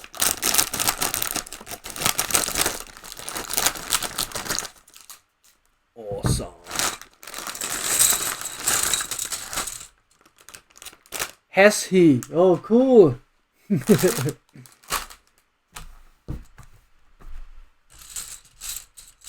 I say hi to the little guy. Okay, I need some solar panels. Okay, so I'm gonna need this bit. Right, we're gonna build them bit by bit. Okay, oranges on this side.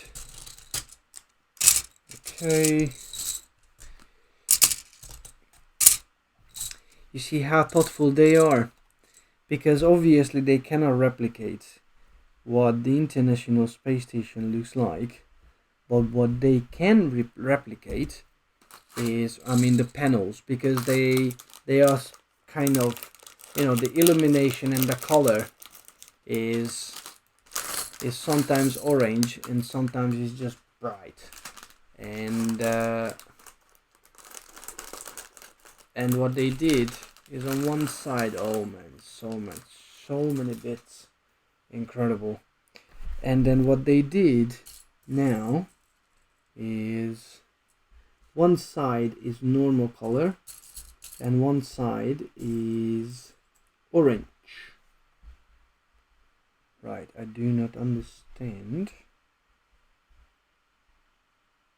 this now. Oh, I see. Okay. Right. So, let's make the solar panels happen.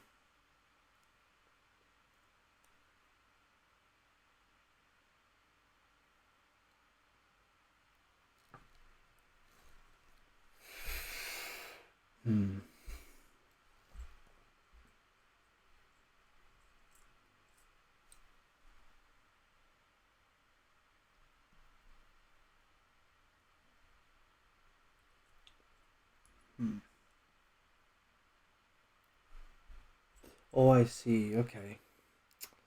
It's a little bit confused what's going where. Okay, but now I'm back on track. Right. So I've got this. I've got.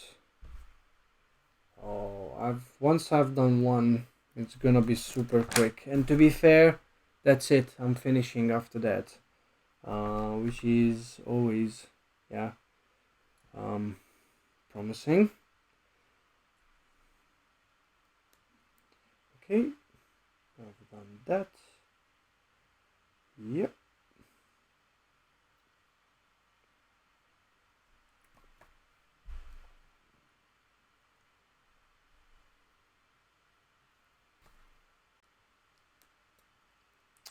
Oh, lovely. And then I need,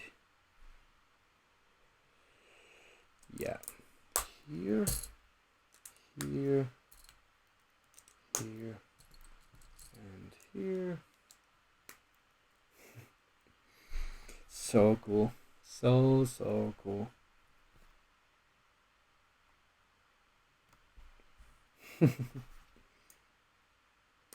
I'm almost done with the first solar panel.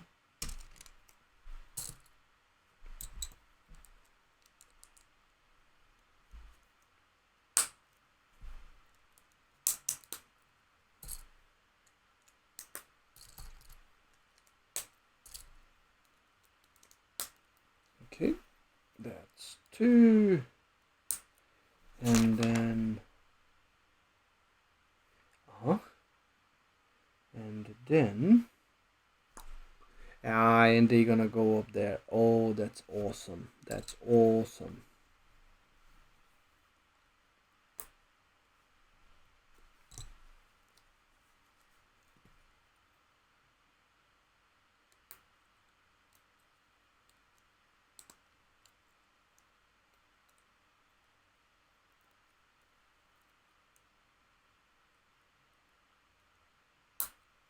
There you go. Here goes the first solar panel. Okay, I need to arrange it properly to make it look good. This is the first solar panel. Oh, look at that. Oh, unbelievable.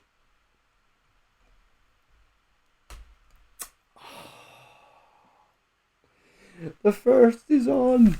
First is on. Right. Okay, I'm gonna speed up the things because here now it's really just chop chop. I just need to keep doing the same thing like that. Okay, that's one.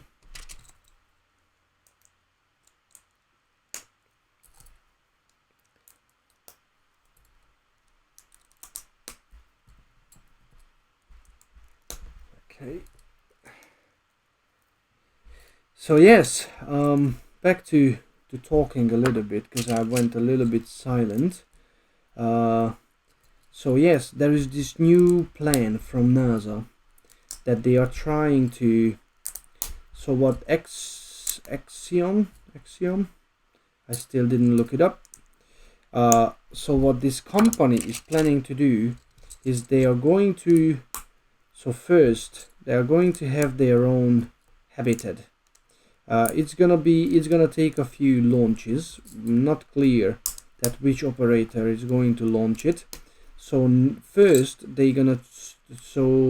it's gonna dock to the Harmony module, and what they are planning to do is building a really nice habitat attached to the space station. It's gonna welcome people. So it's gonna be a privatized sort of sector, and what they are planning to do is first having guests from the private sector, and after that, basically, once the International Space Station reaches its end of its lifetime, because let's be frank, no matter how we like the International Space Station, at some point that will definitely happen. It's already reached its 20th birthday, and the hardware is just simply getting older and older. So it's probably more difficult to save it than to actually start a new project. But I think this way they don't need to just shut down, decommission the whole International Space Station, deorbit it, and then just leaving the empty space behind. So this way what they try to do is they were testing this new module and this new privatized habitat, and at the end of the life of the space station, it will just detach itself, and it will be the base for the future developments of another space station. Obviously it's gonna lay down in different method, so in a different way. It's gonna be slightly different, possibly compared to what we know at the moment, as we know the space station. So it's not gonna be international. So we definitely gonna miss the International Space Station once it's gone. I do not know how many years it has left, but at some point, I think within 10 years, it will be gone. No matter how we like it, it will be gone. But Chinese are building their own space station.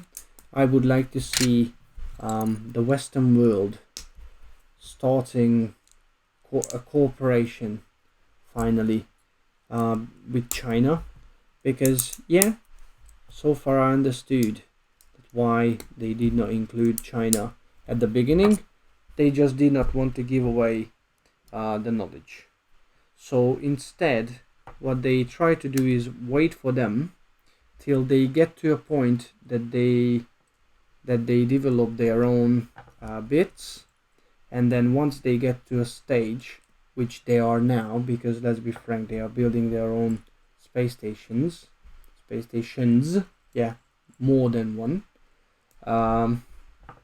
You know, we probably need to get our acts together and opening the door for them, because why on earth we should build separate space stations if we can build that together? And it's definitely not a far-fetched idea. What's the proof? There you go. That's the International Space Station project. Is the perfect proof for that. You know, the Russians and the Americans, they have some bumps on the road, but why do we think that the International Space Station project has never been affected by the political games? It's because the space station is extremely crucial for everybody. The amount of science they are conducting is just simply fantastic, and it would be a sin, to be fair, to get rid of the space station without actually thinking about the replacement. You know, I can, it's one of those things. In terms of biology, chemistry, physics, biochemistry, new materials, medical researches, how we're gonna grow things in space. These are extremely important bits, and we need to. Okay, no, I'm doing the wrong thing. I think I'm doing the wrong thing. So we need to bear it in mind that all these researches that cannot be conducted on Earth simply because we have the gravitational force affecting us. All those researches can be done in microgravity. I don't know how much you know, guys, about that, but most of the people think the Earth gravitational force has no effect on the astronauts on the International Space Station. This statement is not correct at all, because they still have 90% of Earth gravity. But the reason why they do not feel the gravitational pull the way we do on planet Earth is exactly the same reason why we can replicate weightlessness on a 0G plane. So on a 0G plane, the plane is going in a parabolic curve, up and down, and when it's coming down, basically, and that point, the people on board that aircraft is basically falling with the same speed as the aircraft. So what does that mean in real life? In real life, it means that you are experiencing the effect of weightlessness. But it doesn't mean that gravity was switched off. No, it's not, because you are still affected, just like the aircraft is still affected. But because you are moving with the same speed with the aircraft and falling, it means that from your perspective, it feels like weightlessness. Same thing applies to the space station. The space station is actually constantly falling, but because of its velocity, pushing it forward, is trying to constantly break out from Earth's gravitational force. And because the just like with the 0G plane, just because the astronauts are falling with the same speed, no, I need to take this out, with the same, it's okay, so because of the astronauts are falling with the International Space Station and they are on board, for them it feels like weightlessness. But this is perfect, because it means that they can replicate, hold on, what am I doing? What am I doing? Okay, and this bit, no, it was good. I'm making extra job for myself. So yes, but because it still feels like weightlessness, they can conduct so many experiments that requires weightlessness. So its value is just simply cannot be put, in terms of finances, because how you put finances on coming up with new ideas, especially that we are planning to go to other heavenly bodies. So therefore we need to know exactly how to live in these environments. By the way, I'm nearly finished. um, so yes, we need to learn how to live and cope with that environment. So we already know now that weightlessness is a killer for human body. We just actually not designed to live in weightlessness. Your body just deteriorates completely. Your eyesight goes bad. Um, Also, your muscles weakens, your heart weakens. That's why they are conducting 2-3 hours of um, exercise every day, because when they are coming back to Earth gravity, is just the change is so huge that not everybody can take it. Okay, I'm very close to finish, which I'm super glad, to be honest. I am super glad because it's been going on now for a while. I desperately want to finish. Okay, that's nice.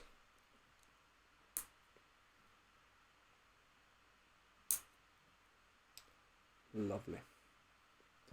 So yes, so that's why the International Space Station is such a cool thing, and I kind of feel a little bit ashamed that I didn't know about it for such a long time in my life.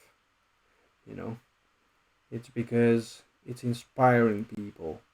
I know every time when I was observing the International Space Station or taking photos, especially in public places, and then just people just came and randomly asked me what's happening tonight, and I just said it's the International Space Station flying by, and they were like, "What?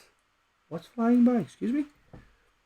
And I said the International Space Station, with a couple of crew on board, and many times they actually did either they did stay and wait for it, or they came back because I gave them the flyby time, and they just came back and watched with their jaw basically hitting the ground. So that's just a nice experience, to be fair, because it means that you are showing things to people that they didn't know of, and they like it a lot. And they like it a lot. This is not. I mean, ESA and NASA is doing so much promotion, but we are living in a fast-paced life, and I know that sadly that most of us is really busy with our daily life, and sometimes we don't pay attention to the things that surrounds us, which I think is a mistake, because the world is extremely beautiful around us. It's not just nature alone, which is just incredible, but the heavenly, how can I say, evenings, yeah, sorry, events. Sometimes just a planetary conjunction, or just a nice rising moon. It just puts things into perspective. We are so busy with our lives. We need to find these moments for ourselves. Guys, I am finishing. I'm not going to believe, but it's almost completely done. Oh, look at this. Okay, final assembly.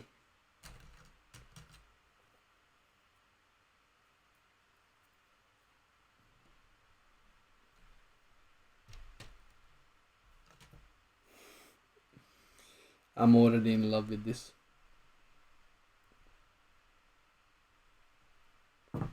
Am I? Okay. Oh, I can see. Okay, I can rotate this as well. Oh, look at this. Just look at this. Seriously.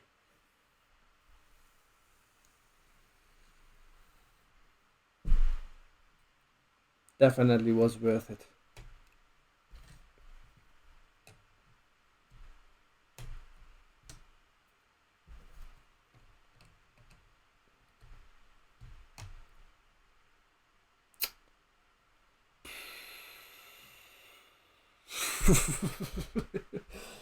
Oh my days. Look at that. This is just so cool. This is just so cool. Okay. Now, close-up inspection of the International Space Station. Okay, let me just change this. Just 1 second.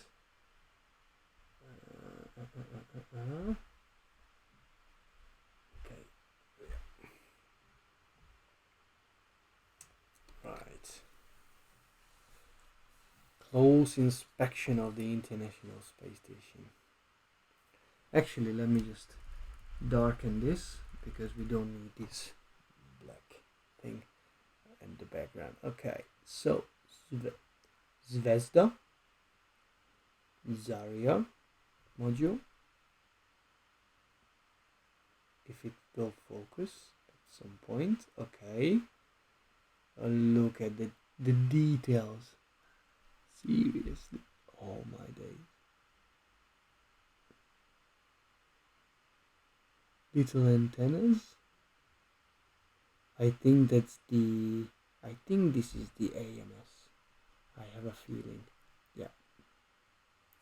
And it's just rotatable. Look at that. Easily rotatable. They worked out the joints. Okay, so European module. This is the Japanese Kibo module, and these are the American modules. And let me see from below, underneath. Come on, focus. Probably I'm too close. Okay, but I can see. So this is the Bigelow expandable habitat they are testing. That's the Leonardo PM in there. And this is the Quest airlock. Incredible. If I turn it around,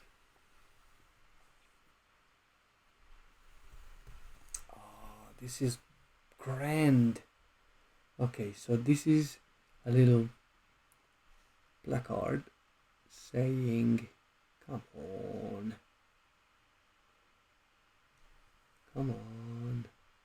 there you go, International Space Station. Okay, so these are the modules I told you. You can just rotate the whole thing back again, just like that. And let's not forget that we've got a space shuttle, and I think I can I? No, I cannot. But probably I can use something to make it dockable. No, there's nothing. No, really? No, really, I can't believe it. Okay, there's nothing I can make it docked to the space station. Probably like this, but it's so wrong because it was not docked like this. Okay, I think it cannot be docked, so I'm just gonna put it somewhere in the bottom. Yeah, like that, somewhere. And also, I think what I'm gonna do is I'm gonna put this one in here on top, like another spacecraft docked. But this is not a docking port, so okay, I'm just gonna keep it aside. And let me see if this can be, no, this cannot be docked as well.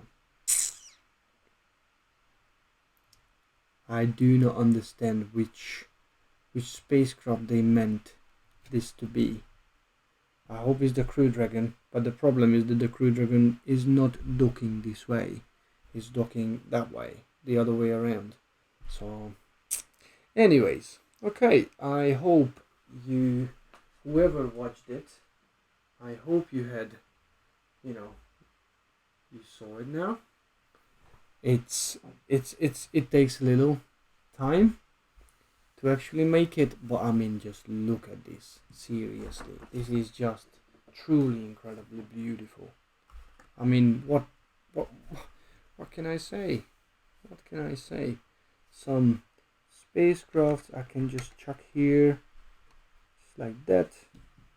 And also, I don't know if there's any room for the shuttle. Nah, it's just weird. I don't know what to do with the shuttle. And I'm gonna do these tiny little dudes, the astronauts, up here, and they're just gonna go spacewalking all the time. Ooh, I almost dropped it. That's it. Thank you guys for watching. Please check out my social medias. It's Space Station Guys. You can find me on Instagram, on Twitter, on Patreon, on Facebook. So yeah, if you liked it, please give it a thumbs up. And if please check out my photographs on spacestationguys.com. And if you like what I'm doing, you can support me on Patreon, patreon.com/spacestationguys.com. So thank you very much, and I really hope that you liked this streaming. I think I was just gonna dream about the space station now, because it's just beautiful. It really is beautiful. All right, guys, farewell. See you.